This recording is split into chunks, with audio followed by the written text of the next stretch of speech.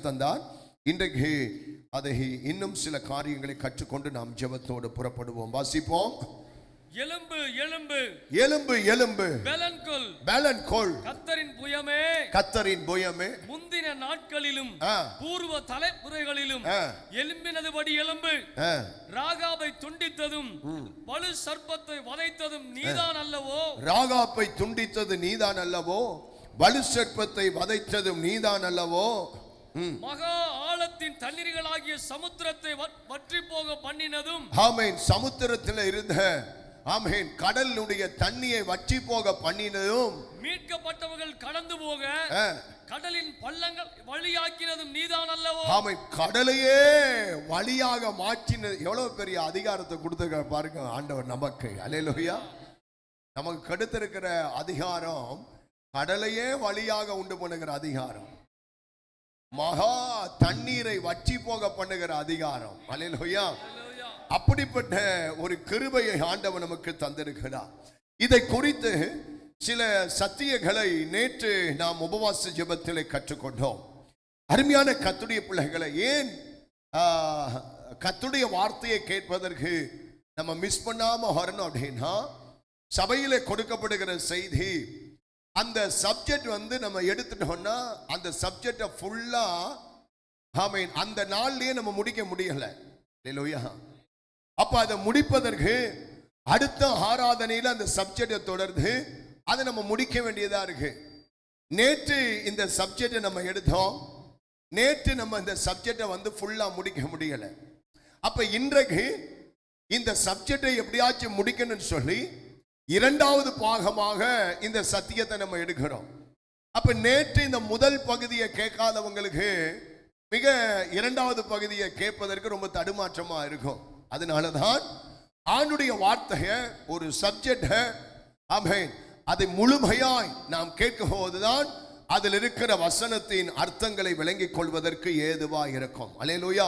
சரி, இந்த சத்தியத்தில் நீங்கள் எழும்பினால் கர்த்தர் உங்களுக்காக எழும்புவார். யாருக்காக கர்த்தர் எழும்புவார்? நான் எழும்பினால் கர்த்தர் எனக்காக எழும்புவார். அல்லேலூயா. படுத்திருக்கிறவனுக்காக கர்த்தர் என்ன செய்ய மாட்டாரு? எழும்ப மாட்டார். ஆமென். ஸ்தோத்திரம்.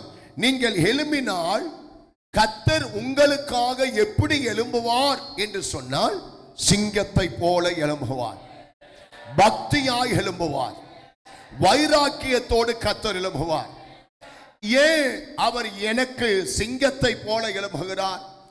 ஏன் எனக்கு அவர் பக்தியாய் எழும்புகிறார்?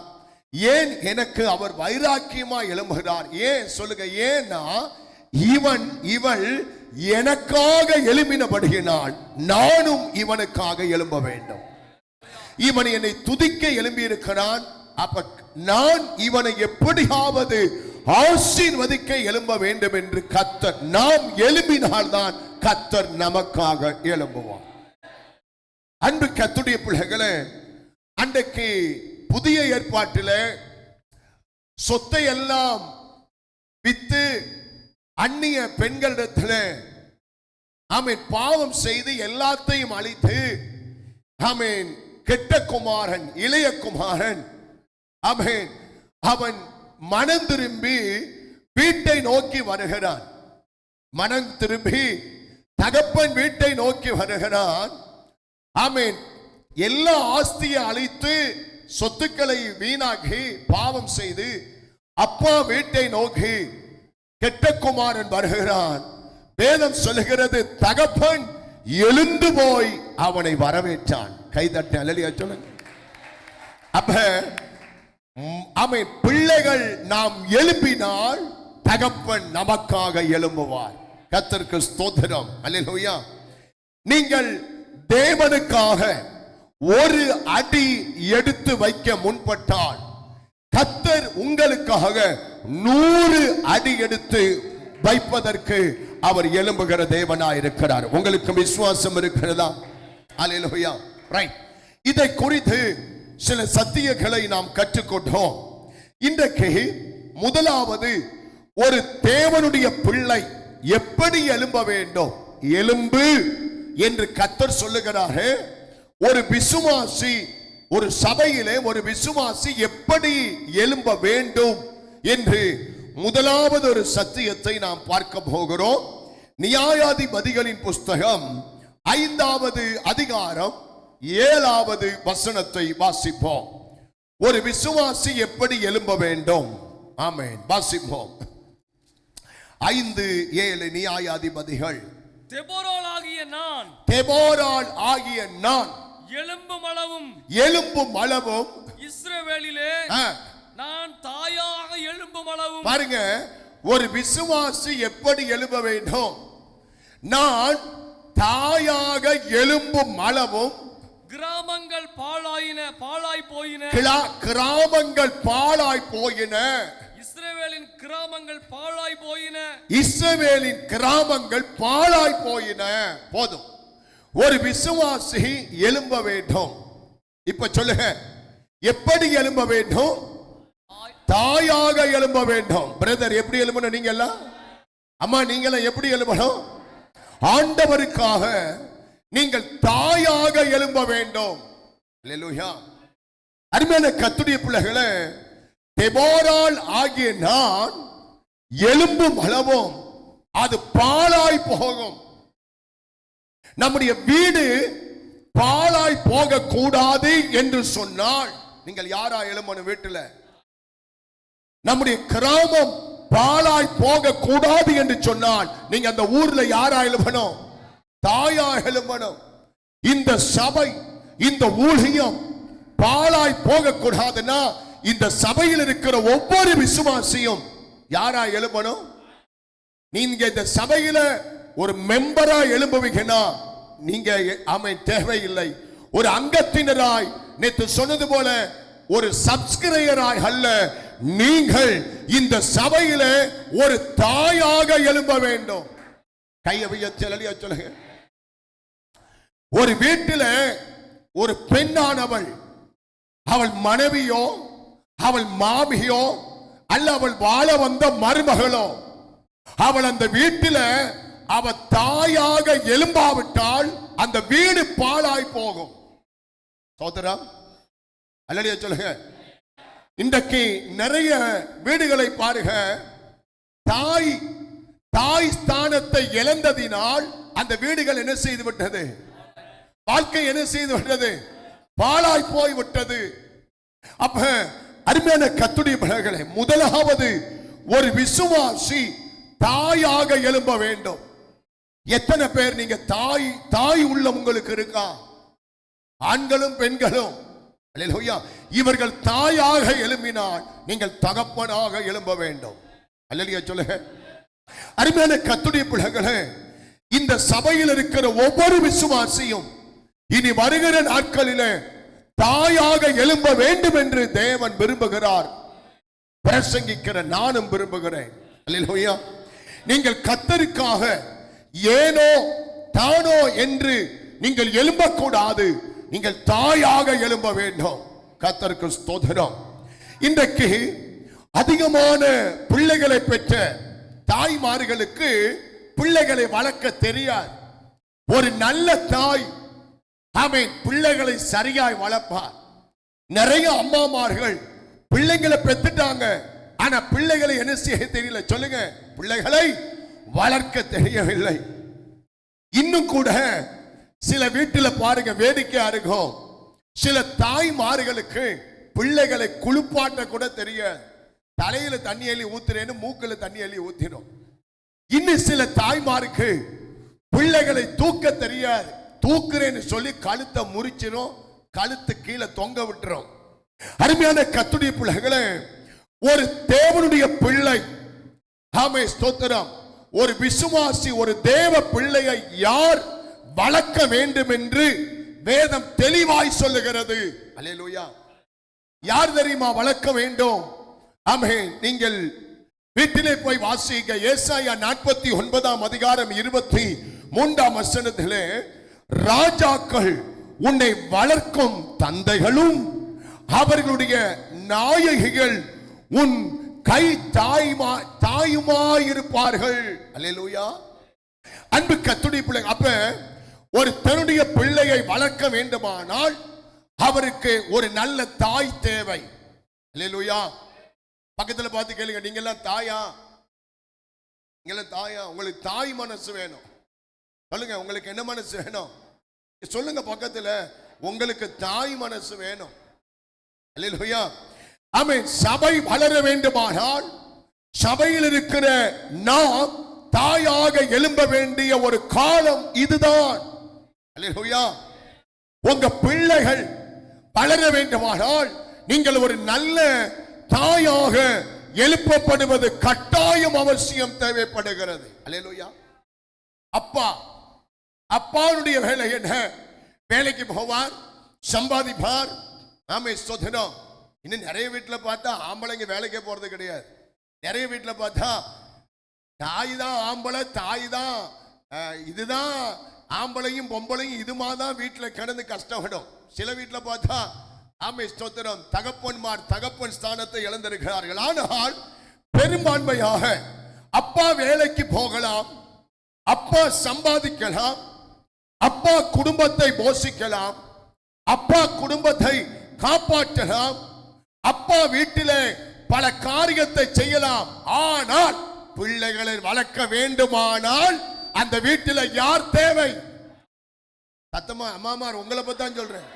உங்களை வந்து பெருமையா சொன்னாலும் அல்லேலூயா சொல்லாதீங்க. அல்லேலூயா. அப்பா வந்து எல்லாம் செய்யலாம், ஆனால் அந்த வீட்டில் அப்பாவால பிள்ளைகளை என்ன செய்ய முடியாது? வளர்க்க முடியாது. வளர்ப்பது ரொம்ப கடினம், ரொம்ப கஷ்டம். ஆனால் ஒரு வீட்டிலே பிள்ளைகளை வளர்க்க வேண்டுமானால் அந்த வீட்டிலே பிரதானமான வேலை யாருடைய வேலை? சொல்லுங்க, தாயினுடைய வேலை. தாய் கட்டாயம் தேவை. அல்லேலூயா. வீட்டிலே நல்ல தாய் எழும்ப வேண்டும். கர்த்தருக்கு ஸ்தோத்திரம். ஆண்டவருடைய நாமத்திற்கு மகிமை உண்டாவதாக. அல்லேலூயா. அப்ப இந்த சபையில் இருக்கிற ஒவ்வொரு விசுவாசியும் தாயாக மாறும்போதுதான் சபைக்கு வெளியில் இருந்து வருகிற ஜனங்கள் என்ன செய்வாங்க? வளர்க்கப்படுவார்கள். அல்லேலூயா. அப்ப நாம் தாயாக மாறாத பட்சத்தில் நம்மளை சுற்றி இருக்கிற கிராமங்கள் எப்படி போகும்? நம்முடைய வீடு எப்படி போகும்? பாழாய் போகும். அருமையான கர்த்தருடைய பிள்ளைகளே, தாய்க்குத்தான் பிள்ளையினுடைய அருமை என்ன என்று தெரியும். தாய்க்குத்தான் பிள்ளையினுடைய உண்மையான நிலவரம் ஆமே ஸ்தோத்திரம் தெரியும். ஒரு பிள்ளையினுடைய வெயிட் அப்பாவுக்கு தெரியுமா, அம்மாவுக்கு தெரியுமா? கரெக்டா சொல்லுங்க. ஒரு பிள்ளையினுடைய வெயிட் அந்த பிள்ளை வயிற்றில இருந்து வெளியே வருவதற்கு முன்பதாகவே அந்த பிள்ளையினுடைய வெயிட்டை அறிந்தவள் தாய். அந்த பிள்ளை தாய் வயிற்றை விட்டு வெளியே வந்ததுக்கு அப்புறம் தான் அந்த பிள்ளையின் வெயிட் அப்பாக்களுக்கு தெரியும். ஆனால் அம்மாக்கள் அப்படி அல்ல.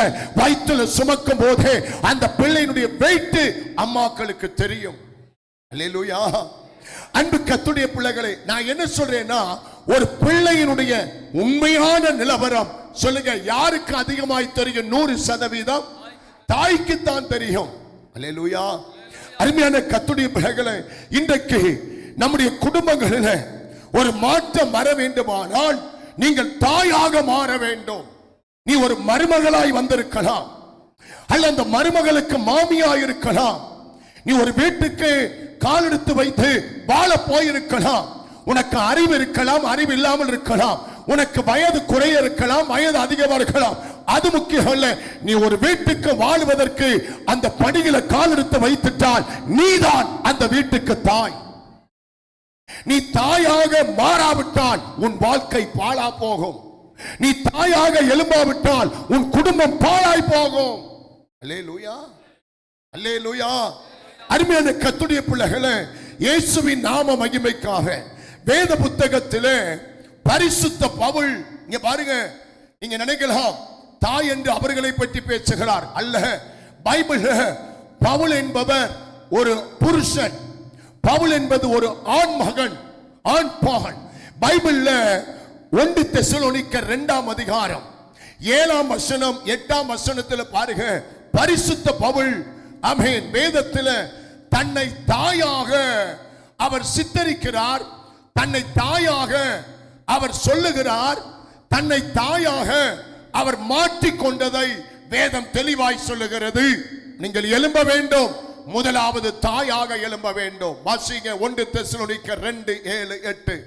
உங்களிடத்தில் பட்சமாய் நடந்து கொண்டோ, நாங்க உங்ககிட்ட ரொம்ப பட்சமாய் நடந்து கொண்டோம். பால் கொடுக்கிற தாயானவள் தன் பிள்ளைகளை காப்பாற்றுகிறது போல. பவுல் சொல்றார், பால் கொடுக்கிற தாயானவள் தன் பிள்ளைகளை காப்பாற்றுகிறது போல நாங்கள் உங்கள் மேல் வாஞ்சையாய் இருந்து. அல்லேலூயா, வர மாட்டேங்குது. நாங்கள் உங்கள் மேல் வாஞ்சையாய் இருந்து தேவனுடைய சுவிசேஷத்தை உங்களுக்கு கொடுத்ததும் அல்லாமல், இந்த பிரசங்கத்தை பைபிளில் இருக்கிற கடவுளுடைய இந்த வார்த்தையை உங்களுக்கு கொடுத்ததும் அல்லாமல், நீங்கள் எங்களுக்கு பிரியமானவர்களானபடியினாலே, சபைக்கு வந்திருக்கிற நீங்கள் ஊழியம் செய்கிற எங்களுக்கு பிரியமானவர்களாய் இருந்தபடியினாலே, எங்கள் ஜீவனையும் உங்களுக்கு, எங்கள் உயிரையும் உங்களுக்காக கொடுக்க மனதாயிருந்தோம். அல்லேலூயா. வேத புத்தகத்துல அப்ப ஒவ்வொரு தேவனுடைய பிள்ளையும் ஒரு தாயாக எழும்ப வேண்டும் என்று தேவன் விரும்புகிறார். அல்லேலூயா. எழுத்தின்படியான தாய்மாருக்கும் ஆவிக்குரிய தாய்மாருக்கும் நிறைய வித்தியாசம் இருக்கிறது. அல்லேலூயா. இங்க பாருங்க, கவனிங்க. ஆமென். எழுத்தின்படியான தாய்மார்கள் தங்கள் பிள்ளையை மட்டும்தான் நேசிப்பார்கள், மற்ற பிள்ளையை. உண்மைதானே? அல்லேலூயா. பாருங்க, 2 பிள்ளைகள் சண்டை போடுது. உடனே உங்க பிள்ளைக டக்குன்னு இழுத்து உங்க பக்கமா எடுத்துக்கிட்டு ஆப்போசிட் இருக்க பிள்ளைய செவுட்ல போட்டு படா அப்படின்னு தரத்தி விடுகிற ஒரு உலகம் தான் இது. எழுத்தின்படி தாய்மார்கள் தங்கள் பிள்ளைகளை நேசிப்பார்கள், மற்ற பிள்ளையை நேசிக்க மாட்டார்கள். ஆனா ஆவிக்குரிய தாய், சபையில் இருக்கிற ஆவிக்குரிய தாய்மார்கள் தங்கள் பிள்ளைகளை நேசிப்பது போலதான் மற்ற பிள்ளைகளை நேசிப்பார்கள். இதுதான் ஆண்டவராக இயேசு கிறிஸ்து நமக்கு கற்றுக் கொடுத்த சத்தியம். கையை உயர்த்தி அல்லேலூயா சொல்லுங்க பார்க்கலாம். ஆவிக்குரிய தாய்மார்கள், பிரதர் நீங்க யாரா இருக்க வேண்டும் சொல்லுங்க? ஆவிக்குரிய தாயாய் எழும்புங்க. அம்மா நீங்க யாரா எழும்பணும்? ஆவிக்குரிய தாய். ஆவிக்குரிய தாய்மார்கள் தங்கள் பெற்ற பிள்ளையை நேசிப்பார்கள், பெறாத பிள்ளையை நேசிப்பார்கள். அப்ப சபை பாழாய் போக கூடாது என்று சொன்னால் நீங்கள் தாயாய் எழும்ப வேண்டும். கையை உயர்த்தி நல்லியா சொல்லுங்க. மீன் கொடுக்கிறோம், அந்த கடைசியில மீன் பத்தாம வந்துருச்சு. அதை என்ன பண்றோம்? எல்லாருக்கும் முழுசா கொடுத்தோம், கடைசியில 10 நாள் துண்டு போட்டு பாதியா கொடுக்கிறோம். அப்ப நீ தாயா எழுப்புனா அன்போடு சாப்பிடுவேன், நீ தாயா எழுபலனா அங்க பாரு அவ கோப்பையில முழுசு என் கோப்பையில பாதி. அப்ப நீ இன்னும் யாரா எழும்பல? என்ன எழும்பல? இப்ப உங்க வீட்டுல ஆமென் ஒரே ஒரு மீன் தான் இருக்கு, உங்க பிள்ளை பக்கத்துல இருக்கு, என்ன பண்ணுவீங்க? என்ன பண்ணுவீங்க? பிள்ளை இல்லம்மா இதுல பாதி நீ எடுத்துக்கன்னு சொன்னாலும் நீங்க என்ன சொல்றீங்க? வேணாம்பா வேணாமா நீயே சாப்பிடு, நீ அந்த ஒன்னையும் நீயே சாப்பிடுன்னு சொல்லு. அதான் தாய். அதே மாதிரிதான் சபையில இருக்கிற சபை வளர வேண்டுமானால், உங்க வாழ்க்கை பாழா போகக்கூடாதானால், ஊழியங்கள் பாழாய் போகக்கூடாதானால், இயேசுவின் நாமத்தில் இந்த இடத்தில் இருக்கிற ஒவ்வொரு விசுவாசியும் மற்றவர்களுக்கு தாயாக எழும்புங்கள். நான் திரும்ப திரும்ப மனபாரத்தோடு இந்த சத்தியத்தை பிரசங்கிக்கிறேன். ஒருவேளை அவன் உங்களுக்கு முன்பதாக நான் கண்ணடைக்கலாம், உங்களுக்கு முன்பதாக நான் மரித்து போய்விடலாம். ஆனால் இயேசுவின் நாமத்தில் நான் இந்த பலிபீடத்தில் இல்லாமல் போகிற ஒரு காலம் வந்தாலும் பரவாயில்லை. இந்த இடத்தில் இருக்கிற நீங்கள் எல்லாருமே இந்த ஊழியத்துக்கு ஒரு தாயாக மாறுங்கள், இந்த சபைக்கு ஒரு தாயாக மாறுங்கள். உன் வீட்டுக்கு நீ ஒரு தாயாய் மாறு.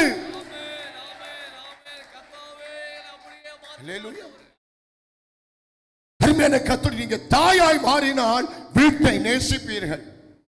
நீ அந்த வீட்டுக்கு ஒரு தாயாய் மாறினால் யார் என்ன சொன்னாலும் என் நல்லதுக்கு சொல்லுகிறார்கள் என்று அந்த வீட்டை தூக்கி எடுத்து கட்டுவாயே தவிர அந்த வீட்டை நீ பாழாக்க மாட்டாய். நீ தாயாய் மாறு. ஆமென். தாயாய் மாறு. ஆவிக்குரிய தாயாய், உலக தாயாய் மாறுவதற்கு 20 வயது 21 வயது ஆகலாம். ஆனால் ஆவிக்குரிய தாய் என்பதற்கு வயது வரம்பு கிடையாது. இந்த சின்ன பிள்ளைகள் கூட, சின்ன பிள்ளை கூட சபையில தாயாய் மாறலாம். அல்லேலூயா சொல்லுங்க. தாய் வீட்டில பொருளை நஷ்டப்படுத்துவாளா? தாய் வீட்டில பொருளை எக்கடு கெட்டு போகட்டும், அழுகி போகட்டும், நாரி போகட்டும், மண்ணில் தட்டுவோம், குப்பையில தட்டுவோம், தாய் நினைப்பாளா? நினைக்க மாட்டா. அதே போலதான் உங்கள் வீட்டில் உங்க வீடு ஆஸ்வதிக்கப்பட வேண்டும், உங்க குடும்பம் ஆஸ்வதிக்கப்பட வேண்டும். வீட்டில் இருக்கிறவர்கள் கஷ்டப்பட்டு உழைத்து கொண்டு வருகிற அந்த 10ஐ 20ஆக மாற்றி, அந்த 20ஐ 100ஆக மாற்றி, அந்த 100ஐ 1000ஆக மாற்றுகிறவன் யார் தெரியுமா? அந்த தாய். நீங்க ஒவ்வொருவர தாயாக மாறினால் வெளியிலே சென்று உழைத்துக் கொண்டு வருகிற அந்த வருமானத்தை வைத்து உங்கள் குடும்பத்தை ஞானமாக பயன்படுத்தி கடன் இல்லாத வாழ்க்கை வாழுவதற்கு கர்த்தர் நிச்சயம் உங்களுக்கு உதவி செய்வார். ஆண்டவருக்கு மகிமை உண்டாவதா. நீங்கள் தாயாக எழும்பினால் உங்க குடும்பம் கட்டப்படும். நீங்க தாயாக எழும்பினால் உங்க குடும்பம் சமாதானம் அடையும். நீங்க தாயாக எழும்பினால் சபை கட்டப்படும். நீங்க தாயாக எழும்பினால் ஊழியங்கள் ஆசீர்வதிக்கப்படும். நீங்கள் தாயாக எழும்பினால் கிராமங்கள் சந்திக்கப்படுமே. நீங்கள் தாயாக எழும்பினால் ஆத்துமாக்களை ஆதாயம் செய்வீர்கள்.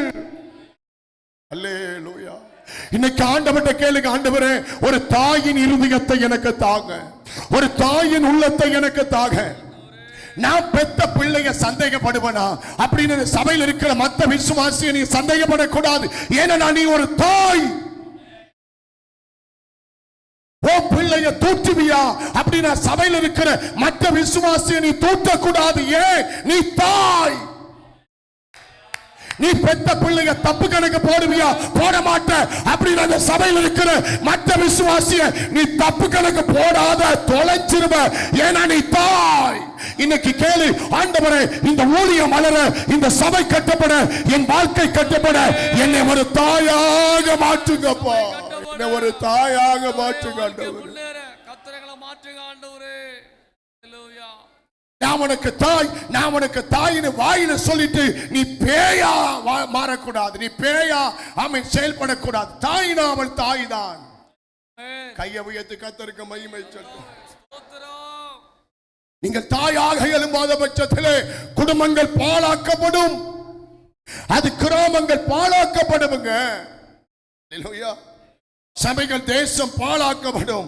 அதனாலதான் பரிசுத்த பவுல் சொன்னார், சுவிசேஷத்தினால் நான் உங்களை பெற்றேன். யார் பெற்றதா? பவுல் சொல்றார், இந்த வார்த்தையினால் நான் உங்களை பெற்றேன், உங்களை பெற்றெடுப்பதற்காக நான் கர்ப்ப வேதனை படுகிறேன் என்று சொன்னார். அல்லேலூயா. அன்பு கர்த்தருடைய அப்ப தாய் என்றால் பிள்ளைகளை என்ன செய்யணும்? பெற்றெடுக்கணும். சொல்லுங்க, தாய் என்ன செய்யணும்? பிள்ளைகளை பெற்றெடுக்கணும். ஒரு பெண் திருமணம் முடிக்கலாம், ஆனால் கல்யாணம் முடிச்ச எல்லாரும் தாயா? ஒரு பெண் வந்து திருமணம் முடிக்கலாம், அந்த திருமணம் வந்து தாய் ஸ்தானம் அல்ல. திருமணம் முடித்தவள் பிள்ளையை பெற்றெடுத்தால் தான் அவளுக்கு தாய் என்கிற ஸ்தானம். ரட்சிக்கப்படலாம், அபிஷேகம் பெறலாம், சபைக்கு வரலாம். ஆனால் நீங்கள் தாயாய் மாற வேண்டுமானால் சொல்லுங்க, என்ன செய்யணும்? பிள்ளைகளை பெற்றெடுக்கணும். பிள்ளையை பெற்றெடுக்கிறதுக்கு பெயர் தான் என்னது? தாய். இந்த சபையில நீங்க எத்தனை பிள்ளையை பெற்றெடுக்கிறீங்க? எத்தனை பிள்ளைகள் உங்களால பிறப்பிக்கப்பட்டிருக்கிறார்கள்? பிள்ளையை பெற்றெடுக்கிறவர்கள் தான் தாய். அப்ப நீங்க எப்படி எழுவணும்? நீங்கள் ஆத்துமா ஆதாயம் செய்யாவிட்டால் நீங்கள் தாயாய் எழும்பவில்லை என்றுதான் அர்த்தம். ஆண்டவர்கிட்ட இன்றைக்கு ஒப்பு கொடுங்க. ஆண்டவரே, நான் ஆத்துமாக்களை ஆதாயம் செய்யணும். ஆண்டவரே, நான் ஆத்துமாக்களை ஆமென் பெற்றெடுத்து இந்த சபையிலே ஒரு நல்ல தாயாக, பிரதர் சிஸ்டர் ஒப்பு கொடுங்க, என்னை ஒரு நல்ல தாயாக மாற்றுங்க. அல்லேலூயா. நல்ல ஒரு அருமையான சத்தியம். அல்லேலூயா. அன்பு கர்த்தருடைய பிள்ளைகளே, ஆமென். நீங்கள் மெம்பரா இருக்கலாம், ஒரு அங்கத்தினரா இருக்கலாம், ஒரு சப்ஸ்கிரைபரா இருக்கலாம், சேரை ஃபுல் பண்ண வரலாம், ஆனா இன்னும் யாராய் மாறவில்லை. சொல்லுங்க. பல வருஷம் ஆச்சு பிரதர் நீங்க சபைக்கு வந்த. சிஸ்டர், நீங்க பல வருஷம் நீங்க இன்னும் யாராய் மாறவில்லை, தாயாய் மாறவில்லை. பாழாக்கப்பட்ட வாழ்க்கையிலிருந்து வெளியே வர வேண்டுமானால் நம்ம ஒவ்வொருவரை கர்த்தர் தாயாக மாற்ற வேண்டும். அல்லேலூயா. நீங்க தாயாக இருப்பீர்களானால் ஆத்துமாக்களை பெத்தெடுக்கக்கூடிய ஒரு நபராய் மாறுவீர்கள். நீங்கள் தாயாக இருப்பீர்களானால் ஆத்துமாக்களை தேடி போக வேண்டும். நீங்கள் தாயாக மாற வேண்டுமானால் கிராமங்களை இயேசுவின் நாமத்திலே தேடி போக வேண்டும். கர்த்தருக்கு ஸ்தோத்திரம். அல்லேலூயா. நீங்க ஒரு தாயினா உங்களால வெளியில சும்மா இருக்க முடியாது. சகோதரி, சர்ச்சுக்கு வாங்க. பிரதர், ஏன் பிரதர் ஜெபத்துக்கு கொள்ள வாங்க, உங்களுக்காக நாங்க ஜெபிக்கிறோம், பாஸ்டர் சொல்லி ஜெபிக்கிறோம். ஒரு நிம்மதியற்ற வாழ்க்கை வாழ்றிய, ஒரு சமாதானமற்ற வாழ்க்கை வாழ்றிய, குடிச்சு வெறிச்சு அடிச்சு உதைச்சு ஆமென் ஆமென் பாவ வாழ்க்கை வாழ்றிய, எப்படியாவது சபைக்கு வாங்க. இந்த வேலையை செய்வது யார் சொல்லுங்க? விசுவாசி அல்ல, தாயின் அபிஷேகத்தை பெற்றவர்கள். அதுல இங்க இருக்கிற குட்டி தம்பிகளை செய்யலாம், வாலிப பிள்ளையை செய்யலாம். எல்லாரையும் கர்த்தர் தாயாக மாற்ற விரும்புகிறார். அல்லேலூயா. ஆமென். பிரதர்மார் மட்டும் அல்லேலூயா சொல்லுங்க. அல்லேலூயா. தாய்க்கு தான் தெரியும் பிள்ளைக்கு எந்த சுவை பிடிக்கும். சொல்லுங்க. எந்த சுவை பிடிக்காது. அல்லேலூயா. தாய்க்கு தான் தெரியும் என் பிள்ளைக்கு எந்த உணவு பிடிக்கும் என்று. தாமே ஸ்தோத்திரம். அன்பு கர்த்தருடைய பிள்ளைகளே, அப்ப ஆத்துமாக்களை குறித்த பாரம் இல்லாதவர்கள் இன்னும் தாயாக எழும்பவில்லை. கடமைக்காக வருவார்கள், கடமைக்காக ஜெபிப்பார்கள், கடமைக்காக காணிக்கப்பட்டு காணிக்கப்படுவார்கள், கடமைக்காக ஜூட் விட்டுட்டு போயிட்டு அடுத்த வார கடமைக்காக அல்ல. அன்பு கர்த்தருடைய பிள்ளையே, நமக்கு ஒரு பாரம் தேவை. ஆண்டவரே, என்னை இந்த ஆலயத்தில் எதற்காக கொண்டு வந்து வைத்திருக்கிறீர், அந்த நோக்கம் நிறைவேறுமானால் ஆமென், என் வாழ்க்கை பாழாக்கப்படக்கூடாது. ஆனால் இந்த சபையில் என்னை ஒரு தாயாக, ஆத்துமாக்களுக்காக அழுகிற, ஆத்துமாக்களுக்காக பரிதவிக்கிற, ஆத்துமாக்களுக்காக திறப்பில் நிற்கிற, மற்றவர்களுக்கு ஆலோசனை சொல்லுகிற, மற்றவர்களை கர்த்தருடைய போதனை நடத்துகிற ஒரு நல்ல தாயாக என்னை மாற்றுங்க என்று ஜெபிப்போம். நம் ஜெபத்திற்கு கர்த்தர் பதிலை தருவார். இன்றைக்கு முதலாவது பரலோகத்திலிருந்து இறங்கி வருகிற தூது, நீங்கள் எல்லாம் யாராய் எழும்ப வேண்டும்? அல்லேலூயா. தாயினுடைய முதலாவது பகுதி கிராமங்களும் வாழ்க்கையும். அவள் பாழாய் போக விட மாட்டாள். இது பெஸ்ட். கவனிங்க. ஒரு தாயினுடைய முதல் பகுதி என்னது? தன்னுடைய வீடு. அம்மா, யாராவது எந்த தாயாவது வீடு வந்து நாசமா போட்டு நினைப்பாளா? நினைக்க மாட்டான். இது தாயினுடைய முதல் பகுதி. நான் இன்னொரு முகம் காட்டுறேன். ஒரு தாயினுடைய இரண்டாம் பகுதி எல்லா சாபத்தையும் தன் தலையில ஏற்று. ஒரு தாயினுடைய இரண்டாவது பகுதி என்னது? எல்லா சாபத்தையும் தான் தலைமையில ஏத்துக்குவாங்க. அவதாங்க ஒரு தாய். வாசிங்க ஆதியாகமம் 27:13. அதற்கு அவன் தாய், என் மகனே, அவன் தாய், என் மகனே, உன் மேல் வரும் சாபம் என் மேல் வரட்டும். டே மகனே, உன் மேல வர்ற சாபம் யார் மேல வரட்டும்? என் மேல் வரட்டும். முடியுமா? அம்மா சொல்ல முடியுமா? முடியும். நீங்க பெத்த பிள்ளைய பார்த்து சொல்லலாம், மகனே மகளே உன் சாபம் என் மேல வரட்டும் சொல்லலாம். மற்றவங்க சாபத்தை உங்க தலையில வான்னு சொல்ல முடியுமா? முடியாது. அவள் தான் தாய். இதாங்க ரட்சிப்பு. இதாங்க உண்மையான கிறிஸ்தவன். அல்லேலூயா. பாருங்க, தாயினிடத்துல யாக்கோபு கேட்கிறான் பெரிய ஸ்டோரி. அம்மா, நான் பிடிபட்டால் என்ன செய்வது? அப்பா, என்னை சபித்திருவாரே பயத்துல கேட்கிறான். அதற்கு தாய் சொல்லுகிறாள், மகனே, உன்மேல் வரும் சாபம் என் மேல் வரட்டும். கரெக்டான புதிய ஏற்பாட்டில் ஒரு நபர் சொல்லுங்க, ஆண்டவராக இயேசு கிறிஸ்து. அல்லேலூயா.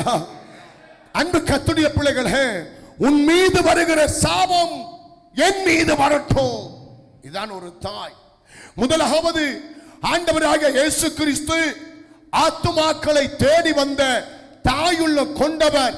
அவர் நம்முடைய ஆமென் வாழ்க்கை பாழாய் போக கூடாது என்று நம்முடைய சாபத்தை அவர் தலையிலே ஏற்றுக்கொண்டார். எத்தனை பேர் விசுவாசிக்கிறீங்க? இரண்டாவது, ஆண்டவராக இயேசு கிறிஸ்து மற்றவர்கள் சாபத்தையும் தன் தலைமையில ஏற்றுக்கொண்டார். நான் சொல்றது புரியுதா? அல்லேலூயா. நம்முடைய சாபத்தையும் தலையில ஏற்றுக்கொண்டார். சபையில் இருக்கிற நாம் அவருடைய பிள்ளைகள், சபைக்கு வெளியில இருக்கிறாங்க பாருங்க, அவங்க சாபத்தை என்ன செய்தார்? தலையில ஏற்றுக்கொண்டார். இதுதான் ஒரு தாயினுடைய மனசாக காணப்படுகிறது. அல்லேலூயா.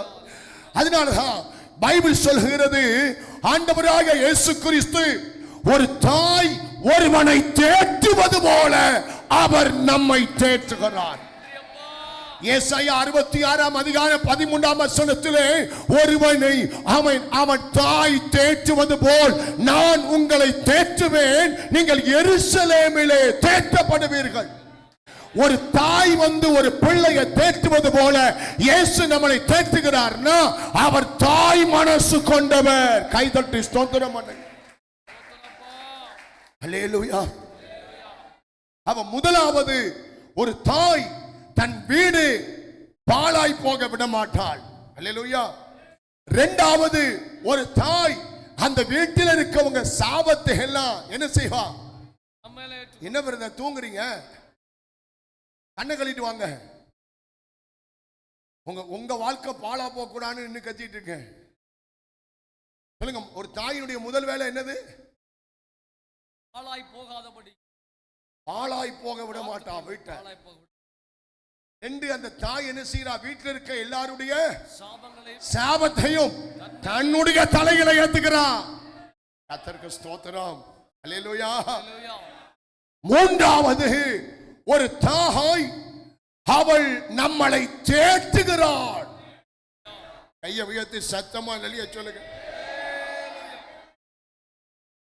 நீங்கள் மற்றவர்கள் வாழ்க்கையை பாழாக்குறீர்களா அல்லது பாழாக்கப்பட்ட வாழ்க்கையை கட்டி எழுப்புறீங்களா? சொல்லுங்க. மற்றவங்க வாழ்க்கையை பாழாக்குனவங்க இருக்கீங்களா? யாராச்சும் மற்றவங்க வாழ்க்கையை பாழாக்கி இருக்கீங்களா? பாழாக்குறீங்களா? இல்ல நீங்க மற்றவங்க பாழாக்கப்பட்ட வாழ்க்கையை நீங்க கட்டி எழுப்புறீங்களா? அப்படின்னா அல்லேலூயா சொல்லுங்க. எழுப்புறீங்களா?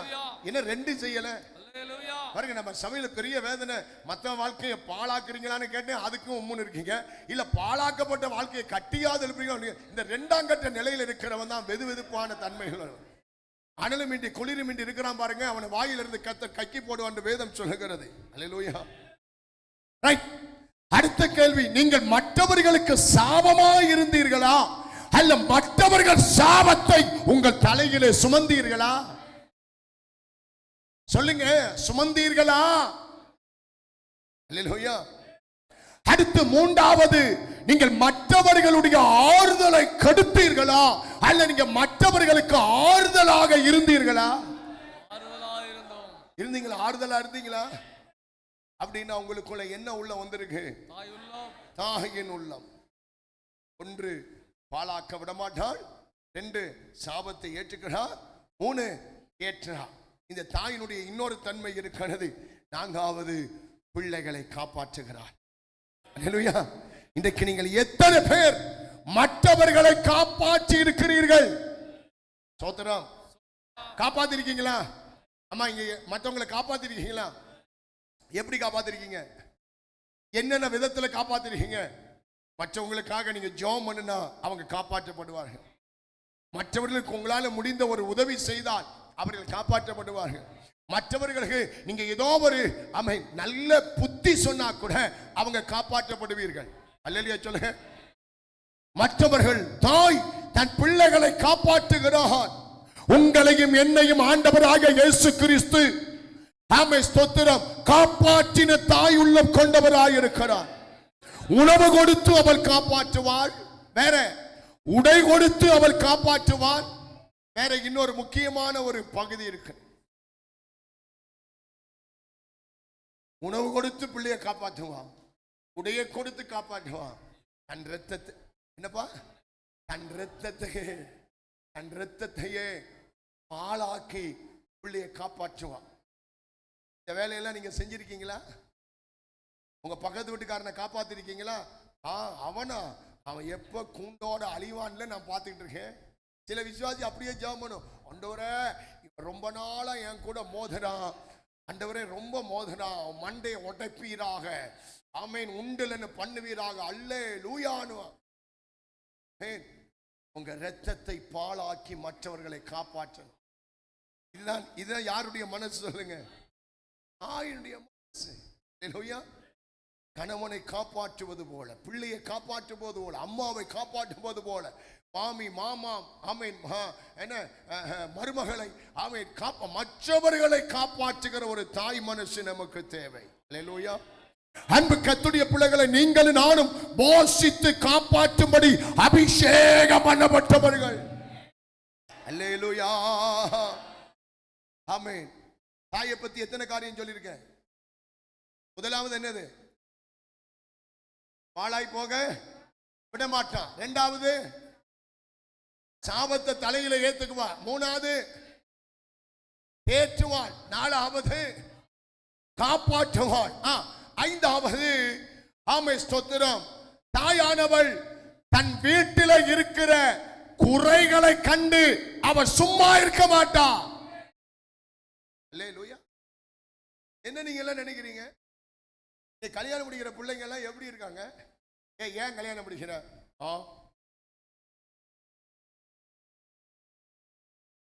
ஏன் கல்யாணம் முடிக்கணும்னா விரல நோண்டும். எனக்கு வயசு வந்துருச்சு, அதனால நான் கல்யாணம் முடிக்கிறேன். சரி போ முடிச்சு. ஏன் கல்யாணம் முடிக்கிற?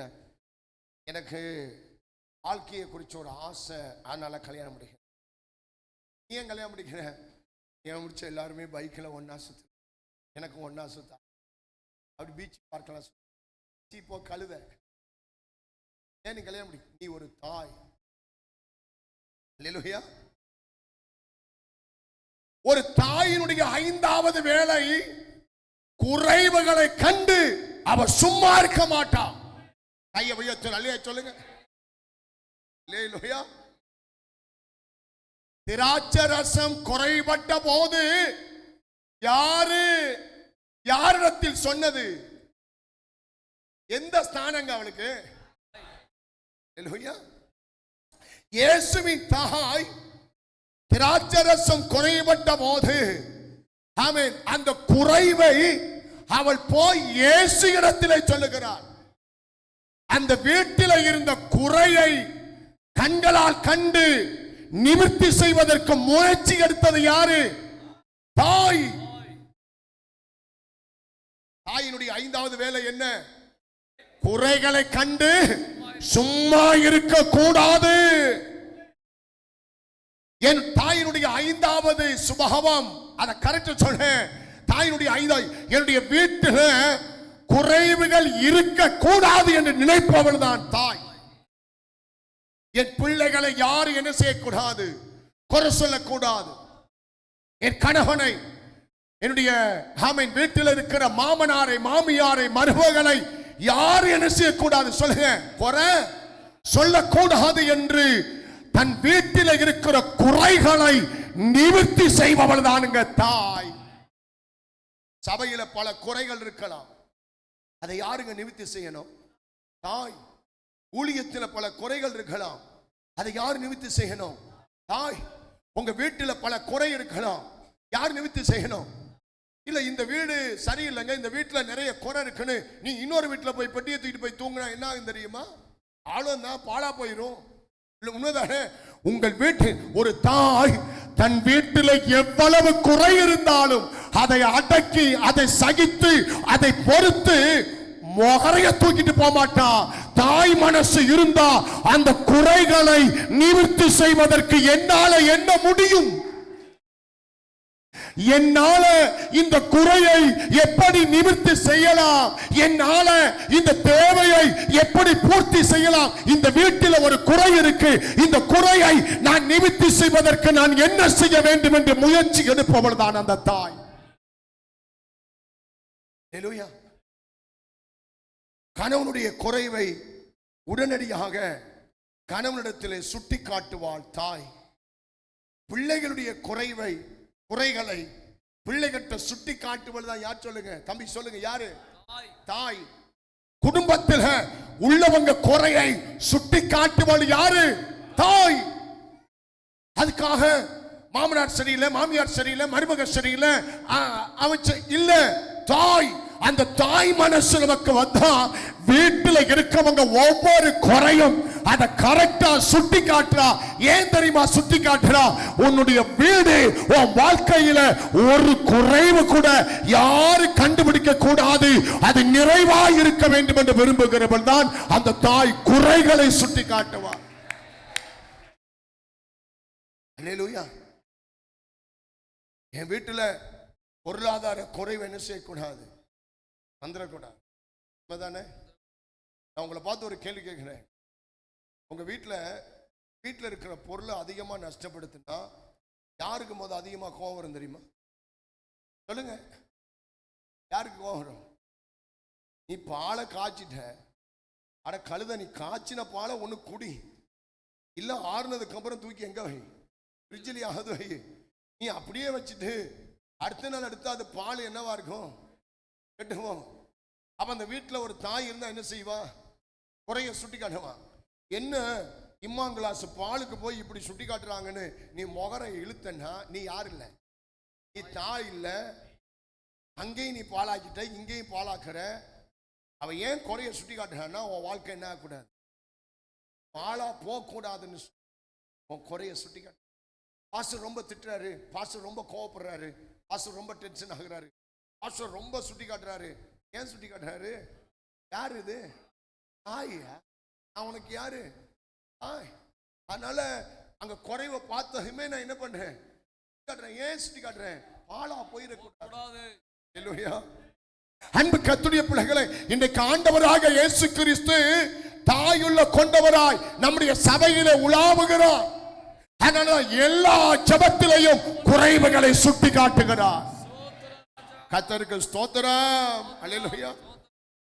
இந்த இடத்துல உங்களுடைய குறைவுகளை, ஆமென், வீட்டின் குறைவுகளை, குடும்பத்தில் இருக்கிற குறைவுகளை ஆமென் நிவர்த்தி செய்கிற தாயாக எத்தனை பேர் எழுப்ப போறீங்க? எதுக்கு இப்ப அல்லேலூயா சொன்னீங்க? நான் இப்ப என்ன சொன்னேன்? உங்க வீட்டில குறைவு இருக்கா? சொல்லுங்க, உங்க வீட்டில குறைவு இருக்கா? அந்த வீட்டில் இருக்கிற குறைவை நிவர்த்தி செய்கிற பொறுப்பு யாருடையது? அப்ப நம்ம எல்லாரும் யாரா எழும்ப வேண்டும்? கர்த்தருக்கு ஸ்தோத்திரம். கையை உயர்த்தி நல்லியா சொல்லுங்க பார்க்கலாம். அல்லேலூயா. என்ன சொன்னேன்? பாழாக்கப்படுகிற குடும்பங்களை கட்டி எழுப்புவது யாரு தம்பி? மற்றவருடைய சாபங்களை தலைகளை எடுப்பது யாரு? மற்றவர்களை ஆட்டி தேற்றுவது யாரு? மற்றவர்களை போஷித்து காப்பாற்றுவது யாரு? குறைவுகளை ஆமென் சுட்டிக்காட்டி நிறைவாய் நடத்த முயற்சி எடுப்பது யாரு? தாய். அல்லேலூயா. கர்த்தருக்கு ஸ்தோத்திரம். நேற்று பார்த்தோம், நீங்கள் கர்த்தருடைய கரத்திலே புயமா எழும்புகள். இன்றைக்கு பார்த்தோம், நீங்கள் கர்த்தருடைய சமூகத்தில் யாரா எழும்பணும்? தாயா எழும்ப வேண்டும். ரைட். அல்லேலூயா. இப்ப மூன்றாவது நாம் யாராய் எழும்ப வேண்டும்? 1 சாமுவேல் 2ஆம் அதிகாரம், சீக்கிரம் 35. 1 சாமுவேல் 2:35. 1 கர்த்தர் கரத்தில் புயமாய் எழும்புகள். நேற்று, இன்றைக்கு கர்த்தருடைய சமூகத்திலே தாயா எழும்புங்கள். மூன்றாவது நீங்கள் யாராய் எழும்ப வேண்டும்? ஒரு விசுவாசி. நான் என் உள்ளத்திற்கு என் சித்தத்திற்கும் ஏற்றபடி செய்யத்தக்கதாக உண்மையான ஒரு ஆசாரியனை எழும்ப பண்ணி, உண்மையான ஒரு ஆசாரியனை எழும்ப பண்ணி அவனுக்கு நிலையான வீட்டை கட்டுவேன். கை தட்டுற நல்லடியா சொல்லுங்க. அல்லேலூயா. உண்மையான, கவனிங்க, உண்மையான ஆசாரியனை எழும்ப பண்ணி அவனுக்கு ஒரு வீட்டை கட்டுவேன். நான் சொல்றேன், இங்க பாருங்க, நீங்க உண்மையான ஆசாரியனா எழும்புனா உங்களுக்குன்னு கர்த்தர் சொந்த வீட்டை கட்டுவார். புரியுதா உங்களுக்கு? சத்தியம்.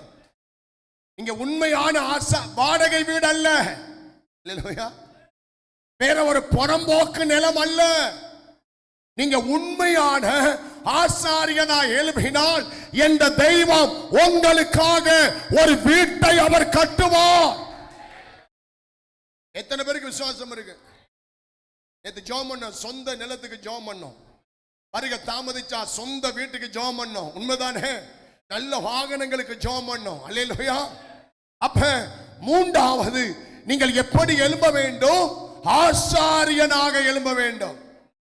என்ன பிரதர் என்ன சொன்னேன்? மூணாவது எப்படி எழும்பணும்? பக்கத்தை கைப்பிடி சொல்லுங்க. ஆசாரியனா எழும்பணும். ஆசாரியனாக எழும்பு. அதுவும் பாருங்க, எப்படிப்பட்ட ஆசாரியனா எழும்ப வேண்டும்? உண்மை உள்ளத்துக்கு ஏற்ற ஆசாரியனாய் எழும்ப வேண்டும். ஆமென். என் சித்தத்துக்கு ஏற்ற ஆசாரியனாய் எழும்ப வேண்டும். உண்மை உள்ள ஆசாரியனாய் எழும்ப வேண்டும். ஆமென். அல்லேலூயா. என் உள்ளத்துக்கு ஏற்றவனாய், ஆண்டவர் உள்ளத்துக்கு ஏற்ற ஆசாரியனாய் எழும்ப வேண்டும். அடுத்து ஆண்டவர் சித்தத்துக்கு ஏற்ற ஆசாரியனாய் எழும்ப வேண்டும். அடுத்து உண்மை உள்ள ஆசாரியனாய் எழும்பினால் கர்த்தர் உங்களுக்கு நிலையான ஒரு வீட்டை கட்டுவார்.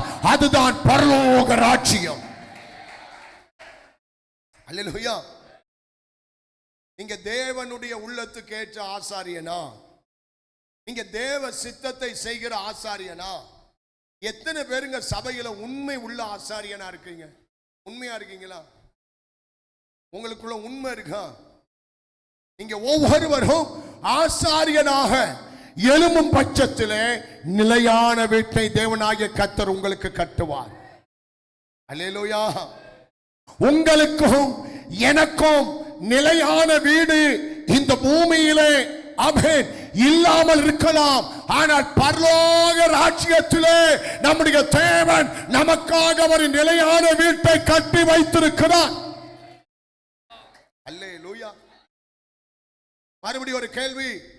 நீங்கள் எப்படிப்பட்ட ஆசாரியனாய் எழும்ப வேண்டும்? உண்மையான ஒரு ஆசாரியனாய் எழும்ப வேண்டும். வரிசையா சொல்லுங்க. தேவ உள்ளத்துக்கு ஏற்ற ஆசாரியனாய் எழும்ப வேண்டும். தேவ சித்தத்தை செய்கிற ஆசாரியனாய் எழும்ப வேண்டும். உண்மை உள்ள ஆசாரியனாய் எழும்ப வேண்டும். இப்படிப்பட்ட சத்தியங்களை படியுங்க. சத்தியங்களை பிரதர் கண்ணை திறந்து காதை திறந்து மண்டைக்கு வேலை கொடு பிரதர் சிஸ்டர். இந்த உபதேசத்துக்கு மண்டைக்கு வேலை கொடு. உன் வாழ்க்கையில நினைத்து பார்த்த முடியாத நன்மையை பெற்றுக் கொள்ளுவார்.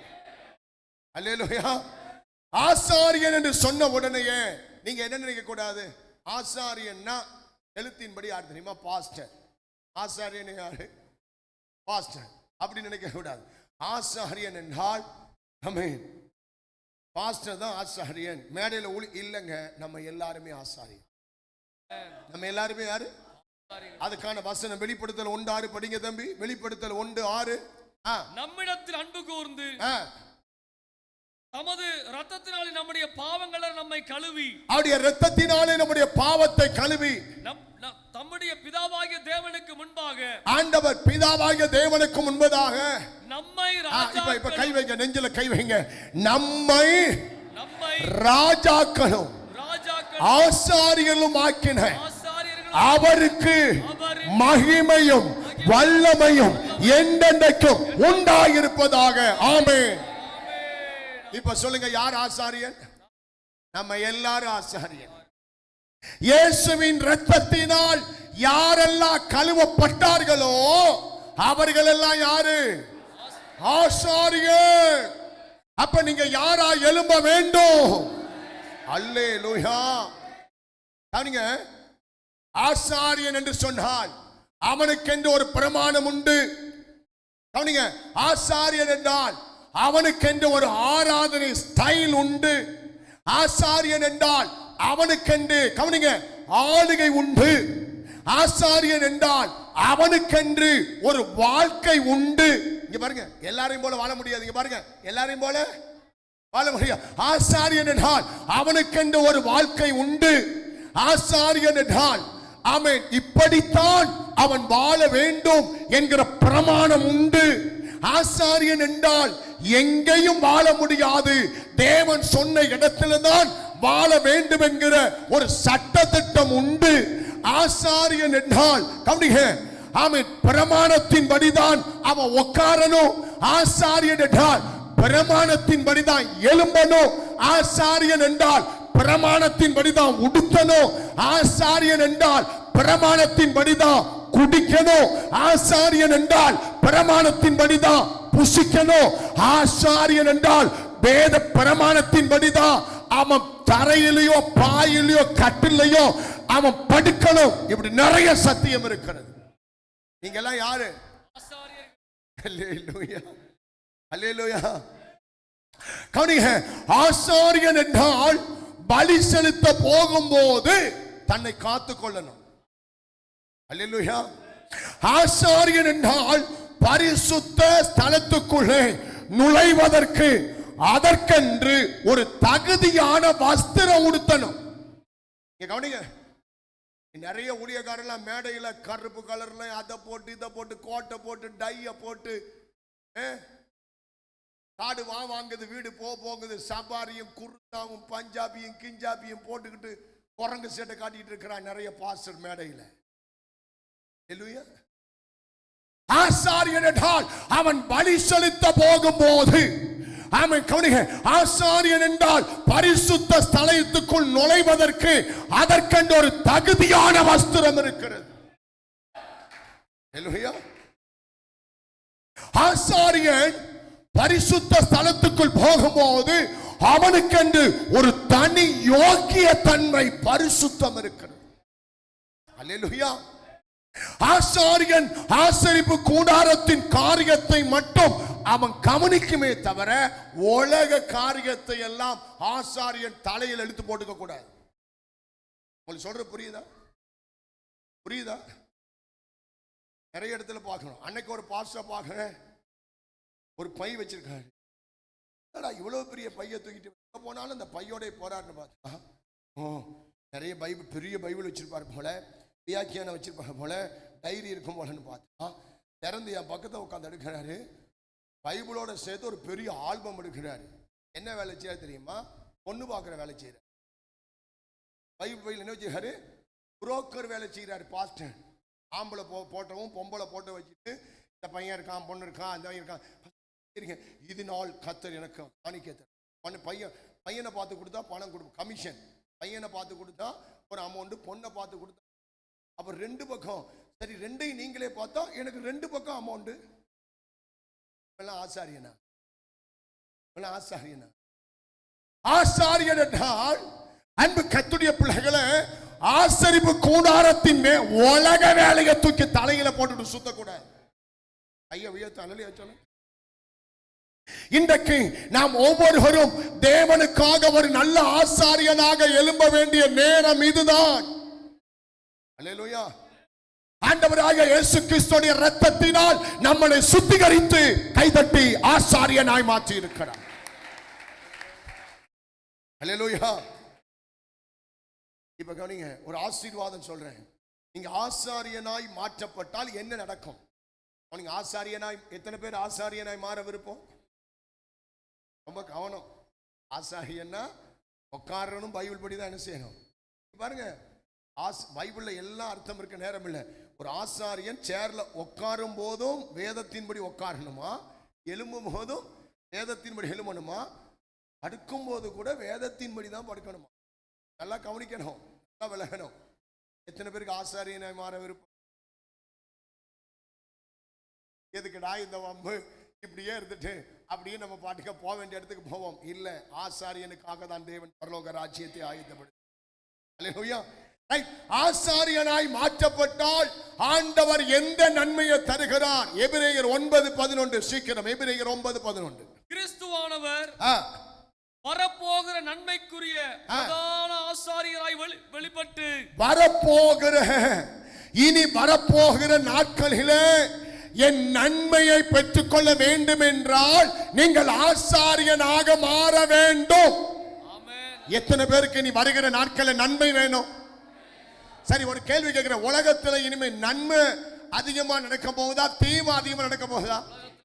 தீமை தான். ஆனா தீமை அதிகமா நடந்தாலும் ஆசாரியனுக்கு தீமையை நன்மையாக மாற்ற கர்த்தர் வல்லவர். அல்லேலூயா. இனி வரப்போகிற நாட்களிலே ஆசீர்வாதங்களை பெற்றுக்கொள்ள வேண்டுமானால் சொல்லுங்க, யாராய் மாற வேண்டும்? இனி வரப்போகிற நாட்களில் நித்திய ஜீவனை சுதந்தரிக்க நீங்கள் யாராய் மாற வேண்டும்? இந்த உலகத்தின் அழிவுக்கு நீங்க தப்பி பிழைக்கணும்னா நீங்க யாரா மாறணும்? ஆசாரியனாய் மாறணும். அல்லேலூயா. அப்ப இன்றைக்கு இதனுடைய தூது, ஆசாரியனுக்கு என்னத்தை தருவார்? நன்மையை தருவார். ஆசாரியனுக்கு தேவன் நன்மை செய்வார். ஆசாரியனுக்கு தேவன் பெரிய காரியங்களை செய்வார். ஆசாரியனுக்கு தேவன் பலத்த காரியத்தை செய்வார். கையை உயர்த்தி அல்லையா சொல்லுங்க பார்க்கலாம். அப்ப அதே நேரத்தில் அன்பு கர்த்தருடைய பிள்ளைகளை, இந்த ஆசாரியனை குறித்து பரிசுத்த பேதுரு 1 பேதுரு 2:5 கொஞ்சம் வாசிக்க பார்க்கலாம். 1 பேதுரு 2:5 ஜீவனுள்ள கற்களை போல ஆவிக்கேற்ற மாளிகையாகவும் இயேசு கிறிஸ்து மூலமாய் தேவனுக்கு பிரியமான ஆவிக்கேற்ற பலிகளை செலுத்தும்படிக்கு பரிசுத்த ஆசாரிய கூட்டமாகவும். அல்லேலூயா சொல்லுங்க. இந்த வசனத்தினை உங்களுக்கும் எனக்கும் ஒரு நாமத்தை கர்த்தர் நெத்தியில தரிக்கிறார். சொல்லுங்க, எந்த ஆசாரிய கூட்டம்? பரிசுத்த ஆசாரிய. சொல்லுங்க, பரிசுத்த ஆசாரிய கூட்டம். எல்லாம் கையை உயர்த்தி சொல்லுங்க. 1, ஆசாரியனுக்கு நன்மையை செய்கிறார். 2, அந்த ஆசாரியனை பரிசுத்த ஆசாரிய கூட்டமாய் மாற்றுகிறார். கையை உயர்த்தி சொல்லுங்க. ஆசாரியன் என்றால் எல்லாரும் ஆசாரியன் அல்ல. ஆசாரியன் என்றால் பரிசுத்த ஆசாரியனாய் இருக்க வேண்டும். பிரதர், நீங்க யாரா சபையில் இருக்கணும்? பின்னால சொல்லுங்க, யாரா இருக்கணும்? பீடி அடிக்கிற ஆசாரியனா இருக்காத, தண்ணி அடிக்கிற ஆசாரியனா இருக்காத, சினிமா பார்க்கிற சீரியல் பார்க்கிற ஆசாரியனா இருக்காத, செல்போனை தேய்க்கிற ஆசாரியனா இருக்காத. நீ என்ன ஆசாரியனா இருந்தா உன் வீடு கட்டப்படும்?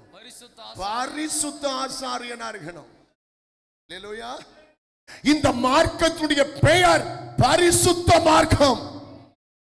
இந்த மார்க்கத்துக்கு ஒரு வழி உண்டு, அது பரிசுத்த வழி எனப்படும். தீட்டுப்பட்டவன் இந்த பரிசுத்த வழியிலே பிரவேசிப்பது இல்லை. அப்ப தேவன் இந்த கூட்டத்திற்கு ஒரு பெயரை வைத்திருக்கிறார். சொல்லுங்க, என்ன பெயர்? பரிசுத்த ஆசாரிய கூட்டம். அல்லேலூயா. சொல்லுங்க, நீங்கள் நானும் சாதாரணமானவர்கள் அல்ல. யாராய் எழும்ப வேண்டும்? பரிசுத்த ஆசாரிய கூட்டமாய் எழும்ப வேண்டும். அல்லேலூயா. அதே நேரத்தில் இந்த ஆசாரியனுக்கு இன்னொரு நன்மையை கர்த்தர் தருகிறார். 9ஆம் வசனம் தம்பி. அதை 1 பேதுரு 2:9. நீங்களோ உங்களை அந்தகாரத்தில் நின்று தம்முடைய ஆச்சரியமான ஒளியிடத்திற்கு. நல்ல அருமையான வசனம். வரவழைத்தவருடைய புண்ணியங்களை அறிவிக்கும்படிக்கு தெரிந்து கொள்ளப்பட்ட சந்ததியாயும் ராஜரீகமான ஆசாரிய கூட்டமாயும். போதும். இப்ப நம்ம யாரு? ராஜரீகமான ஆசாரிய கூட்டம். நீங்க எல்லாம் என்ன ஆசாரியர்? ராஜரீகமான ஆசாரிய. ஐயா, மார்பு தட்டி சொல்லணும். மார்பு தட்டி சொல்லுங்க, ராஜரீக ஆசாரிய கூட்டம். காலரை இழுத்து சொல்லுமா. நீ சாரி முந்தானிய உதறி சொல்லு, நான் ராஜரீக ஆசாரிய கூட்டம். கை தட்டு கர்த்தர். ராஜரீக எலும்புங்கன்னு சொல்ல. எப்படி எலும்பணும்? ராஜரீக ஆசாரியனாய் எலும்பு. பரிசுத்த ஆசாரியனாய் எழும்பு. ராஜரீக ஆசாரியனாய் எழும்ப வேண்டும். 1, வரப்போகிற நன்மை குறிங்க, எழுதுங்க, வரப்போகிற நன்மைக்குரிய ஆசாரியன். 2, வெரி குட், என்னது? பரிசுத்த ஆசாரியன். 3, ராஜரீக ஆசாரியன். கர்த்தர் செய்யணுமா? தலையில கை வச்சு சோதரம் பண்ணுங்க. சோதரம் பண்ணுங்க. வரப்போகிற நன்மைக்குரிய பிள்ளையாய் என்னை மாற்றுங்க. பரிசுத்த ஆசாரியனாய் மாற்றுங்க. ராஜரீக ஆசாரியனாய் மாற்றுங்க. அல்லேலூயா. அல்லேலூயா. இன்னொரு ஆசாரியனுக்கான இன்னொரு நன்மை எபிரேயர் 4:15 நினைக்கிறேன். எபிரேயர் 4:15 வாசிக்க பார்க்கலாம். நம்முடைய பலவீனங்களை குறித்து பரிதபிக்க கூடாது. எபிரேயர் 4:15. நம்முடைய பலவீனங்களை குறித்து, அம்மா, உங்க பிரச்சனையை குறித்து நீங்க புலம்ப கூடாது. பரிதபிக்க கூடாத பிரதான ஆசாரியர் நமக்கு இராமல் எல்லா விதத்திலும் நம்மை போல சோதிக்கப்பட்டும் பாவமில்லாதவராய் இருக்கிற பிரதான ஆசாரியர் நமக்கு இருக்கிறார். 4வது ஒரு பெயரை கொடுக்கிறார். நீங்கள் நானும் எப்படி எழும்பணும்? பாவமில்லாத பிரதான ஆசாரியனாய் எழும்பணும். கை தட்டி ஸ்தோத்திரம் பண்ணு. புரியுதா? எப்படி எழும்பணுமா? பாவம் இல்லாத ஆசாரியர்கள். எத்தனை பேருக்குள்ள பாவம் இருக்கு? பாவம் இருக்கா? கர்த்தர் சொல்லுகிறார், நீ பாவம் இல்லாத பிரதான ஆசாரியனாய் எழும்பு. ஹல்லேலூயா. 1, ஆமென். வரப்போகிற நன்மைக்குரிய ஆசாரியனாய் எழும்படி அடியெடுத்து வையுங்கள். 2 பரிசுத்த ஆசாரியனாய் எழும்படிக்கு அடியெடுத்து வை பிரதர் சிஸ்டர். 3 ராஜரிகமான ஆசாரிய வாழ்க்கை வாழ உன் காலை தூக்கி வை. அடுத்து 4வது பாவம் இல்ல. என் மனைவி என்ன பார்த்து சொல்லணும், என் புருஷனுக்குள்ள பாவம் இல்ல. என் புருஷன் சொல்லணும், என் மனைவிக்குள்ள பாவம் இல்ல. எங்க அப்பாவுக்குள்ள, எங்க அம்மாவுக்குள்ள, என் பிள்ளைக்குள்ள என்ன இல்ல. பாஸ்டர் சொல்லணும், இந்த பிரதருக்குள்ள, இந்த சிஸ்டருக்குள்ள சொல்லுங்க என்ன இல்ல. விசுவாசி சொல்லணும், எங்க பாஸ்டருக்குள்ள என்ன இல்ல. பாவம் இல்லாத பிரதான ஆசா தான் கிறிஸ்தவ வாழ்க்கை. இப்படி வாழுகிறவனுக்கு தான் நன்மை, இப்படி வாழுகிறவனுக்கு தான் ஆசீர்வாதம். நீங்க நினைக்கிறீங்க இப்ப சம்பாதிக்கிறீங்க அது ஆசீர்வாதமா? இப்ப கிடைச்சிக்கிற நீங்க நினைக்கிறீங்க இப்ப ஏதோ நடந்துச்சு, ஐயா இது இல்ல உனக்கு கர்த்தர் கொடுத்த ஆசீர்வாதம். இதெல்லாம் அழிந்து போற ஆசீர்வாதம். அழியாத நித்திய மகிமைக்குரிய எத்தனையோ எண்ணற்ற நன்மைகளை என் தேவன் வைத்திருக்கிறார். இதுல திருப்தி ஆயிராத ராசாத்தி ராசா, இத பார்த்து நீ மயங்கி விழுந்து திருப்தி ஆகாத. இதை காட்டிலும் எத்தனையோ ஆசீர்வாதத்திற்கு நீயும் நானும் சொந்தக்காராய் மாறும்படி கர்த்தர் நம்மளை அழைத்திருக்கிறார்.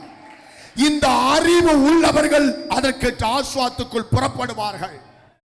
அல்லேலூயா, ஆமென். அடுத்து 5வது ஆசாரியனுக்கென்று வஸ்திரம் இருக்கிறது, அதைத்தான் அவன் உடுத்தணும். நீங்க எல்லாம் யாரு? ஆசாரியன். ஆசாரியனுக்கு என்ன இருக்கு? வஸ்திரம் இருக்கு, அதைத்தான் அவன் என்ன செய்யணும்? உடுத்தணும். அல்லேலூயா. அன்புடைய பிள்ளைகளே, ஆண்டவருடைய நாம மகிமைக்காக ஆசாரியன் அவன் உண்மை உள்ளவனாயிருக்க வேண்டும். எப்படி இருக்கணும்? உண்மை உள்ளவனா இருக்கணும். எபிரேயர் 2:17 அன்றியும் அவர் ஜனத்தின் பாவங்களை நிவிர்த்தி செய்வதற்கு ஏதுவாக தேவ காரியங்களை குறித்து இரக்கமும் உண்மை உள்ள பிரதான ஆசாரியராயிருக்கிறார். அல்லேலூயா. பாருங்க, ஒரு வேளை இன்னைக்கு நாங்க நடுங்குறோம், பயப்படுறோம்.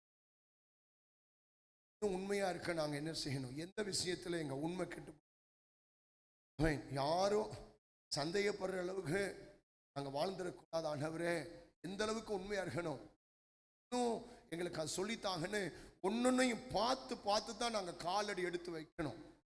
ஏன்னா ஆசாரியம் எப்படி இருக்கணும்? உண்மையா இருக்கணும். இந்த பாதையில் நீங்க வருவதற்கு முன்பதாக உண்மை இல்லாமல் இருந்துக்கலாம். ஆனா பாதையில் வந்ததுக்கு அப்புறம் நீங்க எப்படி இருக்கணும்? உண்மை உள்ளவர்களா இருக்கணும். அல்லேலூயா. மோசடி வேலையில் என்ன செய்யக்கூடாது? தலையிடக்கூடாது. வஞ்சிக்கிற வேலையில் என்ன செய்யக்கூடாது? தலையிடக்கூடாது. ஏமாற்றுகிற வேலையில் என்ன செய்யக்கூடாது? அன்றடைக்கு நமக்கு படி அளக்கிறவர் பரத்திலிருந்து நமக்கு படி அளவார். அல்லேலூயா. போதும் என்கிற மனது நமக்கு ரொம்ப முக்கியம். அல்லேலூயா, ஆமென். அன்புடைய தவறு இங்க பாருங்க, மனுஷிய இயல்பு. தவறு, விழுவது, பாவம் செய்வது மனுஷிய இயல்பு. ஆனால் திருந்துதல் என்பதுதான் தெய்வீகம். இங்க என்ன தப்பா நினைக்காதீங்க. ஆசிரம் வந்து இங்க குறைகள் எல்லாம் சுட்டிக்காட்டு தவறுதான். எல்லாரும் தவறுவது என்பது இயல்பு, மனுஷ இயல்பு. ஆனா திருந்துவது தானையா தெய்வீகம். அல்லேலூயா சொல்லுங்க. தவறு செய்தாலும் அடுத்து நீங்க தேவனுடைய வார்த்தை, தேவனிடத்தில் வந்து என்னுடைய வார்த்தைகளை ஆமென் கேட்டதுக்கு அப்புறம் உங்களை என்ன செய்யணும்? திருத்திக் கொள்ளணும். உங்களை என்ன செய்யணும்? நீங்க மாற்றிக்கொள்ளணும். உண்மையா இருங்க. உழைக்கிற உழைப்புல கூட எப்படி இருக்கு? நான் ரொம்ப வருஷமா நான் கத்திக்க சொன்னேன். அன்னைக்கு ஒரு ஜாய்ஸ் மேயர், எத்தனை பேருக்கு ஜாய்ஸ் மேயர் தெரியும்? ரங்கநாதபுரத்து குப்பத்தில் பாதி வீடு அவங்க தான் கட்டி கொடுத்தாங்க. பாருங்க, ஜாய்ஸ் மேயர் நல்ல ஒரு பரிசுத்தமான ஒரு ஊழியக்காரி, ஆண்டுக்கு பயந்து சத்தியத்தை தான். ஜாய்ஸ் மேயர் வருஷம் பண்றாங்க. ஒரு எப்படியும் ஒரு கிட்டத்தட்ட ஒரு 50-60 பேர் உட்காந்துருக்காங்க அந்த ஆடிட்டோரியத்தில். ஒரு 60-70 பேர் அமெரிக்காவில் வெள்ளக்காரன் 60-70 பேர் உட்காந்துருக்காங்க. ஜாய்ஸ் மேயர் பிரசங்கம் பண்றாங்க. இப்பொழுது நான் உங்களுக்கு ஒரு முக்கியமான சத்தியத்தை சொல்ல போறேன். நான் சொல்லுகிற சத்தியம் உங்களுக்கு பிடிக்கலாம், பிடிக்காம இருக்கலாம். ஒருவேளை கேட்காம நீங்கள் எந்திரிச்சு போகலாம், அதை பற்றி எனக்கு கவலை இல்லை. இந்த சத்தியத்தை சொல்ல வேண்டியது என் மீது விழுந்த கடமை. எத்தனை பேர் உங்கள் வருமானத்தில் உண்மையா தசமம் கொடுக்குறீங்க? கோடீஸ்வரிங்க. ஐஸ்மேர் யாரு? கோடீஸ்வரி. கோடி கணக்கு பணம் அந்த அம்மா கிட்ட கொட்டி கிடக்கு. நம்ம ரங்கநாதபுரத்தில் சுனாமிக்கு அப்புறம் வீடு கட்டி கொடுத்தாங்களே, இத மாதிரி எக்கச்சக்கமான ஊர்ல வீடு கட்டி கொடுத்துருக்காங்க. அந்த அளவுக்கு ஒரு கோடீஸ்வரி மேடையில இருந்து ஞாயிற்றுக்கிழமை பிரசங்கம் பண்றா. இந்த இடத்தில் வந்திருக்கிற நீங்கள் எத்தனை பேர் உங்களுடைய வருமானத்தில் உண்மையா இருக்கிறீர்கள்? சொல்வது என்னுடைய கடமை. என்கிட்ட கோடிக்கணக்கு பணம் கிடக்கு, ஆனா நீ நல்லா இருக்கணும், உன் வாழ்க்கை பாழா போக கூடாது, நீ உண்மையா இருந்து சொல்ற. ரொம்ப தப்பு பண்றோம் நம்ம எல்லாம் இந்த விஷயத்துல. ஆசாரியன் எப்படி இருக்கணும்? எப்படி இருக்கணும்? உண்மையா இருக்கணும். 10 ரூபானா 1 ரூபா, 100 ரூபானா சொல்லுங்க, உண்மையா இருக்கணும். உண்மையை கர்த்தர் ஆண்டவர் பார்க்கிறார். அல்லேலூயா. உண்மை இல்லாம இருக்க கூடாது. பரிசுத்தத்தில் வாழ்க்கையில செயல்பாட்டு உண்மை. அன்புடைய பிள்ளைகளே, சிலருடைய பைக்கில் பாருங்க ஸ்பீடா மீட்டர் வேலை செய்யாது. பைக்கில் என்ன வேலை செய்யாது? மீட்டர் இருக்கும், செய்யாது. எல்லாரும் மனசாட்சி இருக்கா? உங்களுக்கு எல்லாம் மனசாட்சி இருக்கா? அம்மா மனசாட்சி இல்லையா? அம்மா பின்னால கையை காட்டு, கையை வைத்து. மனசாட்சி இருக்கா? இருக்கு, இருக்குல்ல? ஆனா ஸ்பீடா மீட்டர் இருக்கு, என்ன செய்யல? மனசாட்சி இருக்கு, ஆனா என்ன செய்யல? சொல்லுங்க, வேலை செய். மனசாட்சி எல்லாருக்கும் இருக்கு, சில நேரத்தில் என்ன செய்ய மாட்டேங்குது? வேலை செய்ய மாட்டேங்குது. மனசாட்சிக்கு வேலை கொடுக்கிறது தான் கர்த்தருடைய வார்த்தை. அவர் தான் பரிசுத்த ஆவியானவர். என்னதான் சத்தியத்தை கேட்டாலும், எத்தனை உபதேசத்தை கேட்டாலும், திருந்தி வாழ வேண்டுகிற எண்ணமே என்ன செய்யாது? இவர்கள் தான் ஸ்பீடா மீட்டர் இருக்கு, ஆனா என்ன செய்யல? வேலை செய்யல. நீங்க தவறு செய்யும் போது ஆமென், உங்களுடைய மனசாட்சி உங்களை தட்டி எழுப்பணும். அப்படின்னா ஸ்பீடா மீட்டர் என்ன செய்யுது? வேலை செய்யுதுன்னு அர்த்தம். அல்லேலூயா. கார்ல இப்ப பழைய மாடல் கார்ல, இப்ப கார்ல எல்லாம் சீட்டு பெல்ட் போடலன்னா என்ன கொடுக்கும்? பீட் சவுண்ட், டாயிங் டாயிங் கத்திக்கிட்டே இருக்கும். முன்ன வந்த கார்ல எல்லாம் ஒரு கொஞ்ச நேரம் கத்தும், அதுக்கப்புறம் அதான் ஆஃப் ஆயிரும். இவன் ஒரு மனுஷன், சீட்டு பெல்ட்டை போடுறான்னு இவ்வளவு நேரம் கத்தின. இவன் ஒரு செவிட, இவன் கேட்கிற மாதிரி இல்லைன்னா அதான் வாயை பொத்திக்கும். ஆனா இப்போ வர்ற காரெல்லாம் ஓடு வரைக்கும் கத்திக்கிட்டே. இப்பத்திய உபதேசம். நீங்க திருந்து வரைக்கும் நான் என்ன செய்வேன்? உங்க மனசாட்சி வேலை செய்யும் வரைக்கும் என்ன செய்வேன்? நான் கத்திக்கிட்டே தான் இருப்பேன். இன்னைக்கு எத்தனை பேருடைய மனசாட்சி வேலை செய்து தெரியல இந்த விஷயத்துல. அன்பு கர்த்தருடைய பிள்ளைகளை, ஆண்டுடைய நாம மகிமைக்கும். அதே போலதான் அவனுடைய வாழ்க்கையில என்னதான் சத்தியத்தை கேட்டாலும், உபதேசத்தை கேட்டாலும் மனசாட்சி வேலை செய்வது கிடையாது. அல்லேலூயா.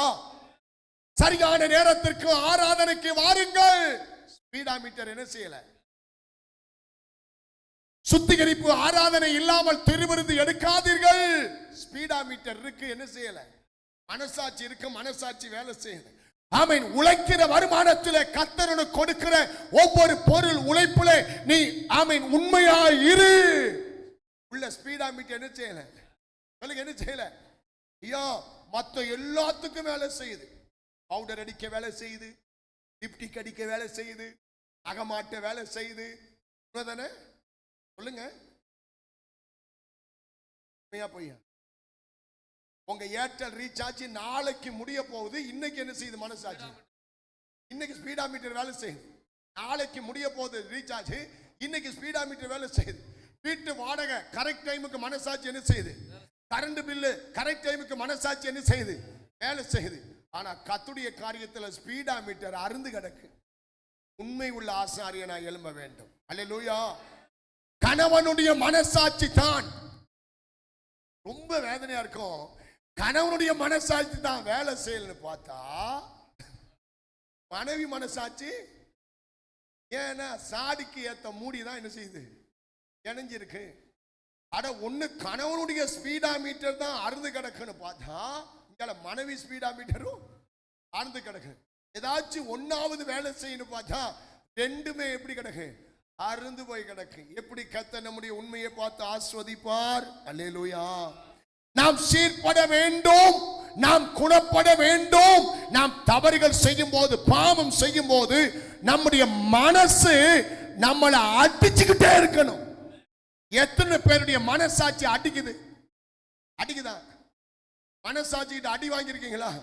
மனசாட்சி அடிக்கணுங்க. நம்ம மனசாட்சி நம்மளை அடிக்கணும். இன்னைக்கு இந்த இடத்துல வந்து இந்த மைக்கை கையில பிடித்து இந்த பரிசுத்தமான பைபிளை கையில தூக்கி இந்த சத்தியத்தை உங்களுக்கு போதிக்கிறேன்னா, மனசாட்சி என்ன நாளுக்கு நாள் அடிக்க இந்த மனசாட்சி கிட்ட அடி வாங்கி குணப்படுவதற்கும் பலப்படுவதற்கு கர்த்தர் உதவி செய்தார்.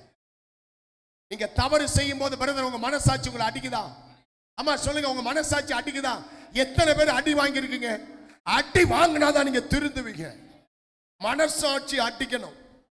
அல்லேலூயா. அன்பு கர்த்தருடைய பிள்ளைகளே, நான் ஒரு சத்தியம் சொல்றேன். சவுலின் சால்வை தொங்கலை அறுத்த போது தாவீதுடைய மனசாட்சி அவனை அடித்தது. பாருங்க, சவுலுடைய சால்வை தொங்கலை என்ன பண்ணிட்டான்? அறுத்துட்டு வட்டான். தாவீது மனசாட்சி என்ன செய்யுது? அடிக்குதுங்க. வாசிங்க தம்பி பார்க்கலாம். கர்த்தருக்கு ஸ்தோத்திரம். 1 சாமுவேல் 24:5. 1 சாமுவேல் 24:5. அப்பொழுது தாவீது சவுலின் சால்வை தொங்கலை அறுத்து கொண்டது நிமித்தம் அவன் மனது அடித்துக் கொண்டிருந்தது. அல்லேலூயா. நீங்க தவறு செய்யும் போது உங்க மனது என்ன செய்யணும்? என்ன பிரதர்? அடிக்கணும். நீங்க தவறு செய்யும் போது உங்க மனது என்ன செய்யணும்? அடிக்கணும். அல்லேலூயா. நீங்க தவறு செய்யும் போது உங்க மனது உங்களை அடிக்கலன்னா உங்க ஸ்பீடா மீட்டர் வயர் என்ன செஞ்சிருச்சு? மனசாட்சி செத்து போச்சியா. அல்லேலூயா. அங்க கவனிங்க, தாவீது மனது அன்றைக்கு சவுலுடைய சால்வை தொங்கலை அறுத்த போது மனசாட்சி என்ன செய்தது? அடித்தது. ஆனால் அதே தாவீது மனது பச்சபாலிடத்திலே தோற்று போன போது மனசாட்சி அடிக்கல. ஆமென். பச்சபாலிடத்திலே அவன் விபச்சாரம் செய்யும் போது அவன் மனசாட்சி அடிக்கல. ஆமென். அவளோடு பாவம் செய்யும் போது அவன் மனசாட்சி அடிக்கல. அவருடைய புருஷனை தாவீது கொண்டு அந்த புருஷனை கொண்டு அவன் மனைவியை இவன் எடுத்த போது அவன் மனசாட்சி என்ன செய்யல? அடிக்கல. சில நேரத்தில் தாவீதுக்கு மனசாட்சி என்ன செஞ்சு? அடிச்சிச்சு. இந்த இடத்துல என்ன செய்யல? அடிக்கல. பக்கத்துல பார்த்து கேளுங்க, உங்க மனசாட்சி எப்படி இருக்கு? சில நேரம் அடிக்குது, சில நேரம் அடிக்கல. அடிக்குதா அடிக்கலையா? அடிக்குதா அடிக்கலையா? இவன் உண்மையை பத்தி ஆசாரியன் எப்படி இருக்கணும்? உண்மையா இருக்கணும். உண்மையை பத்தி பேசும்போது மனசாட்சி அடிக்குதா? என்ன அடிக்குது? இனி என் உழைப்புல எப்படி இருக்கணும்? எப்படி இருக்கணும்? அடி வாங்கி மனசாட்சி எந்த அளவுக்கு பொறுக்குதோ, மனசாட்சி எந்த அளவுக்கு நீ குற்றவாளி நியாயந்தோ அந்த அளவுக்கு நீங்க ஆஸ்வதிக்கப்படுவீங்க. அல்லேலூயா சொல்லுங்க பார்க்கலாம். அப்ப நீ ஒரு ஆசாரியன் என்றால் இயேசுவின் இரத்தத்திலே கழுவப்பட்டவன். ஆசாரியன் என்றால் உனக்கென்று ஒரு பரிசுத்தம் இருக்கு. ஆசாரியன் என்றால் உனக்கென்று ஒரு ராஜரீகம் இருக்கு. ஆசாரியன் நீ பாவம் செய்யக்கூடாது. ஆசாரியன் நீ உண்மை உள்ள வாழ்க்கை வாழ வேண்டும். கையை உயர்த்தி சத்தம். அப்ப நம்ம முதலாவது யாரா எழும்ப வேண்டும்? சொல்லுங்க. ஆண்டவர் கரத்துல உயமாய் எழும்ப வேண்டும். இரண்டாவது யாரை எழும்ப வேண்டும்? தாயாய் எழும்ப வேண்டும். மூன்றாவது யாரை எழும்ப வேண்டும்? ஆசாரியனாய் எழும்ப வேண்டும். இன்னும் ஒரே ஒரு சத்தியத்தை சொல்லி நான் ஜெபிக்கிறேன். நான்காவது நீங்கள் யாராய் எழும்ப வேண்டும்? ஆமோஸ் 2ஆம் அதிகாரம் 11ஆம் வசனத்தை வாசிப்போம். ஆமோஸ் 2:11. உங்கள் குமாரரில் சிலரை தீர்க்கதரிசிகளாகவும் உங்கள் வாலிபரில் சிலரை நசரேயராகவும் எழும்ப பண்ணினேன். இங்க 2 சத்தியம் இருக்கு. ஒன்று தீர்க்கதரிசியாக எழுப்புகிறார்.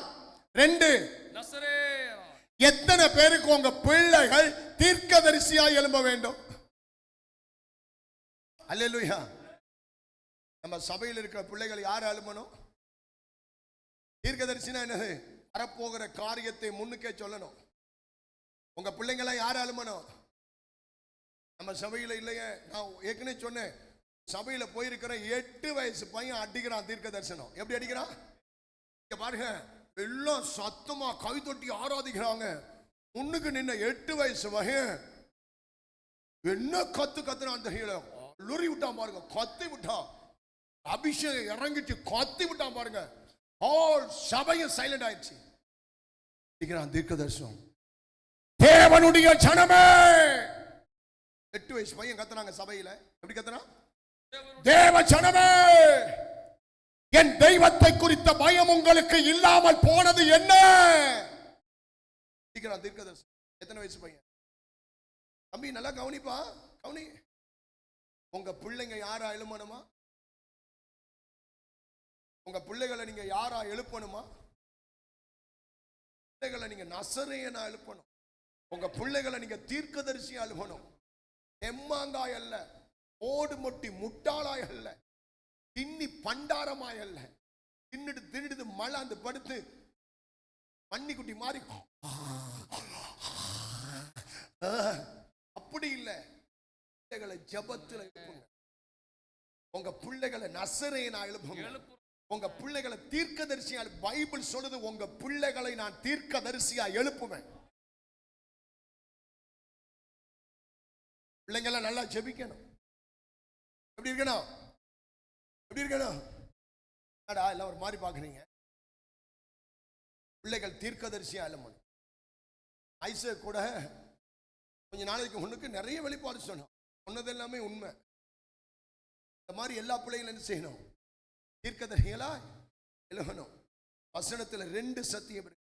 கர்த்தருடைய ஜனங்கள் ஒவ்வொருவரும் நம்ம எல்லா கர்த்தருடைய பார்வையில யாரா இருக்கணும்? தீர்க்கதரிசிகளாக இருக்க வேண்டும். அல்லேலூயா. நீங்க தீர்க்கதரிசின்னு சொன்னால், ஆமென், தீர்க்கதரிசி என்று அல்ல, நீங்கள் விசுவாசித்தாலே தீர்க்கதரிசி தான். கையவைய தள்ளி சொல்லுங்க. தீர்க்கதரிசன சொன்னாதான் தீர்க்கதரிசி இல்ல. இந்த தீர்க்கதரிசன புஸ்தகத்தில் இருக்கிற வசனத்தை விசுவாசித்தாலே தீர்க்கதரிசி. அல்லேலூயா.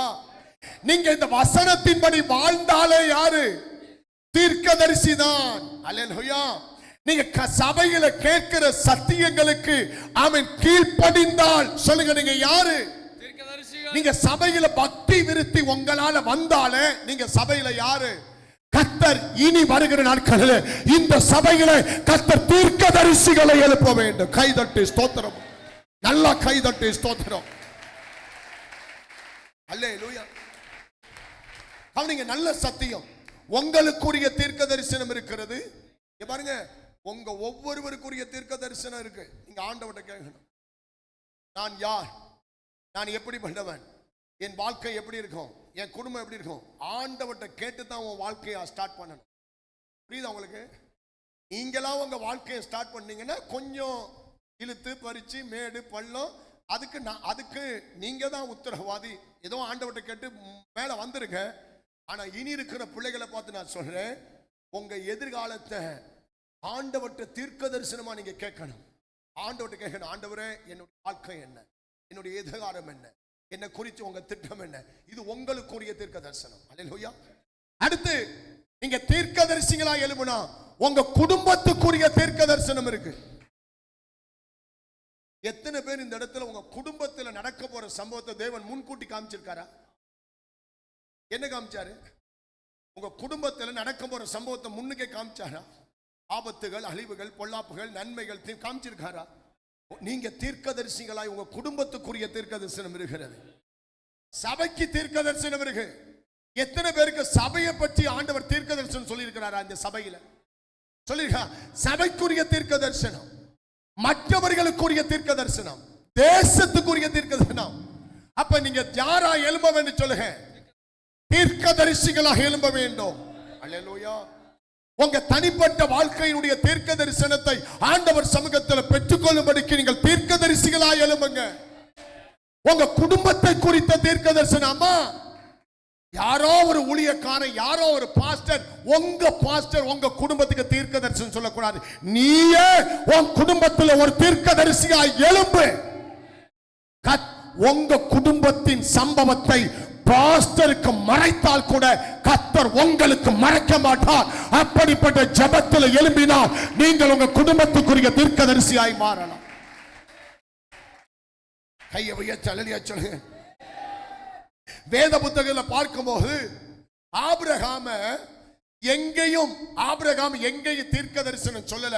ஆனா பைபிள் சொல்லுது ஆபிரகாம் கர்த்தர் சொன்னார் அவன் என்னுடைய தீர்க்கதரிசின்னு சொன்னார். ஆபிரகாம் எங்கேயாச்சும் தீர்க்கதரிசனம் சொன்னானா? இல்ல. ஆனா கர்த்தர் சொன்னார் அவன் என்னுடைய தீர்க்கதரிசி. அல்லேலூயா. ஏன்? ஆண்டுடைய வார்த்தையை அவன் விசுவாசித்தபடியினால் தீர்க்கதரிசி என்கிற பெயரை பெற்றான். அல்லேலூயா. தீர்க்கமான ஒரு தரிசனத்தை பார்த்தபடியினால் அவன் தீர்க்கதரிசி என்று பெயரை பெற்றான். அல்லேலூயா. வெகு தூரத்தில் இருக்கிற தரிசனத்தை விசுவாசித்தபடியினால் அவன் தீர்க்கதரிசி என்று பெயரை பெற்றான். கையை உயர்த்தி கர்த்தருக்கு அல்லேலூயா.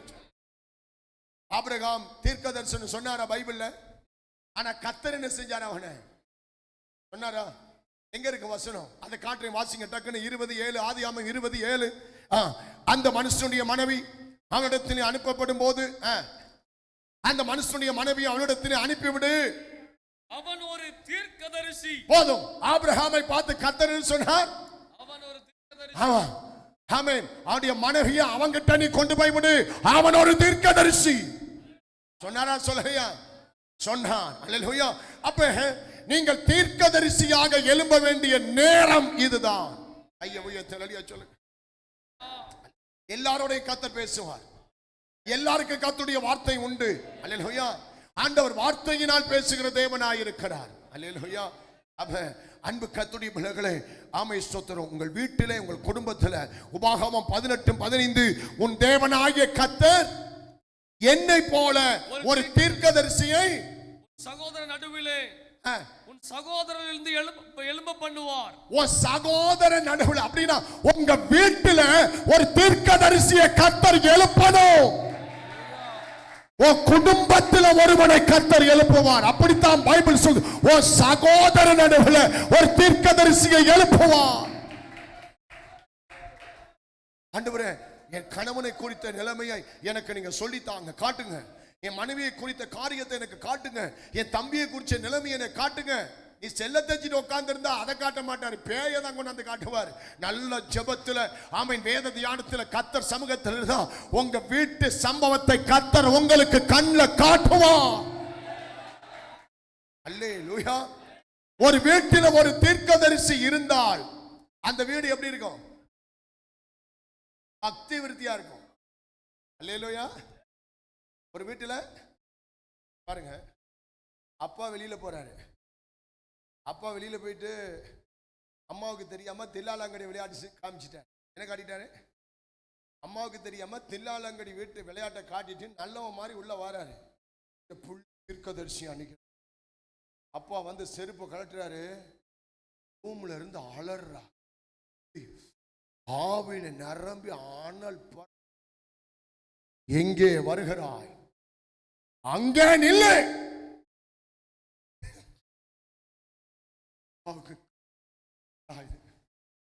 பிள்ளை நல்லா தானே இருந்தா போகும்போது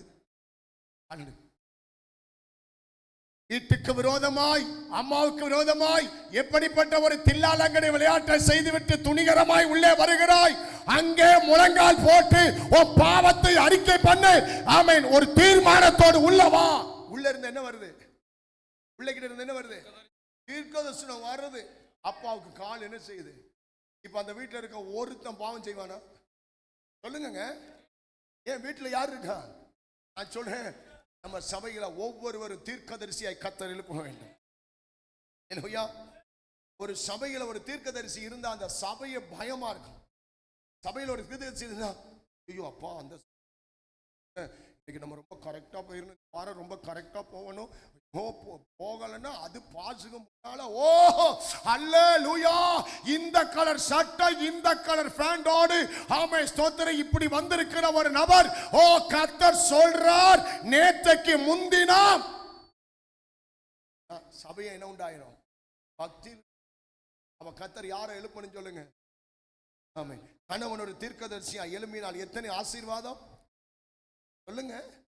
மனைவி ஒரு தீர்க்கதரிசியா எழுப்பினால் எத்தனை ஆசீர்வாதம். உங்க பிள்ளைங்க தீர்க்கதரிசியா எழும்புனா எவ்வளவு பெரிய ஆசீர்வாதம். சபையில் இருக்கிற விசுவாசிகள் நீங்க யாரை எழும்பணும்? தீர்க்க தரிசனமாக எழும்ப வேண்டும். ஹல்லேலூயா. ஒரே ஒரு சத்தியம் சொல்லி ஜெபிக்கிறேன். ஆமென். ஒரு வீட்டில் ஒரு அப்பாவுக்கு பிறந்த 4 பெண் பிள்ளைகள் தீர்க்கதரிசிகள். ஹலோ கவனிங்க. ஒரு வீட்டில் அப்பாவுக்கு பிறந்த 4 பெண் பிள்ளைகள் யாரு? தீர்க்கதரிசிகள். ஆனா அந்த அப்பா யார் தெரியுமா? பாஸ்டர். அந்த அப்பா யாரு? பாஸ்டர். பாஸ்டருக்கு பிறந்த 4 பெண் பிள்ளைகளும் தீர்க்கதரிசிகள். அந்த பாஸ்டர் பேர் என்ன? Very good. யாருங்க அது சொன்னது? ஆனந்த். என்ன பேர் சொன்ன?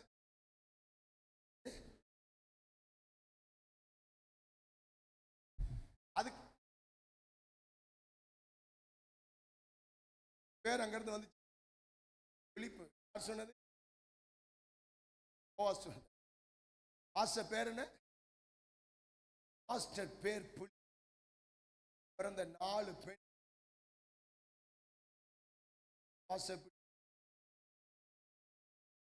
பாஸ்டர் பிலிப்பு பிறந்த 4 பெண் பிள்ளை யாரு? ஆசிங்க. அப்போஸ்தலர் 21ஆம் அதிகாரம். Very good. 8, 9 சத்தியங்களை பாருங்க, எங்க இருந்து வசனம் வருது பாருங்க. மறுநாளிலே பவுலை சேர்ந்தவர்களாகிய நாங்கள் புறப்பட்டு செசரியா பட்டணத்திற்கு வந்து 7 பேர் ஒருவர்களாகிய பிலிப்பு என்னும் சுவிசேஷனுடைய வீட்டிலே பிரவேசித்து அவரிடத்திலே தங்கினோம்.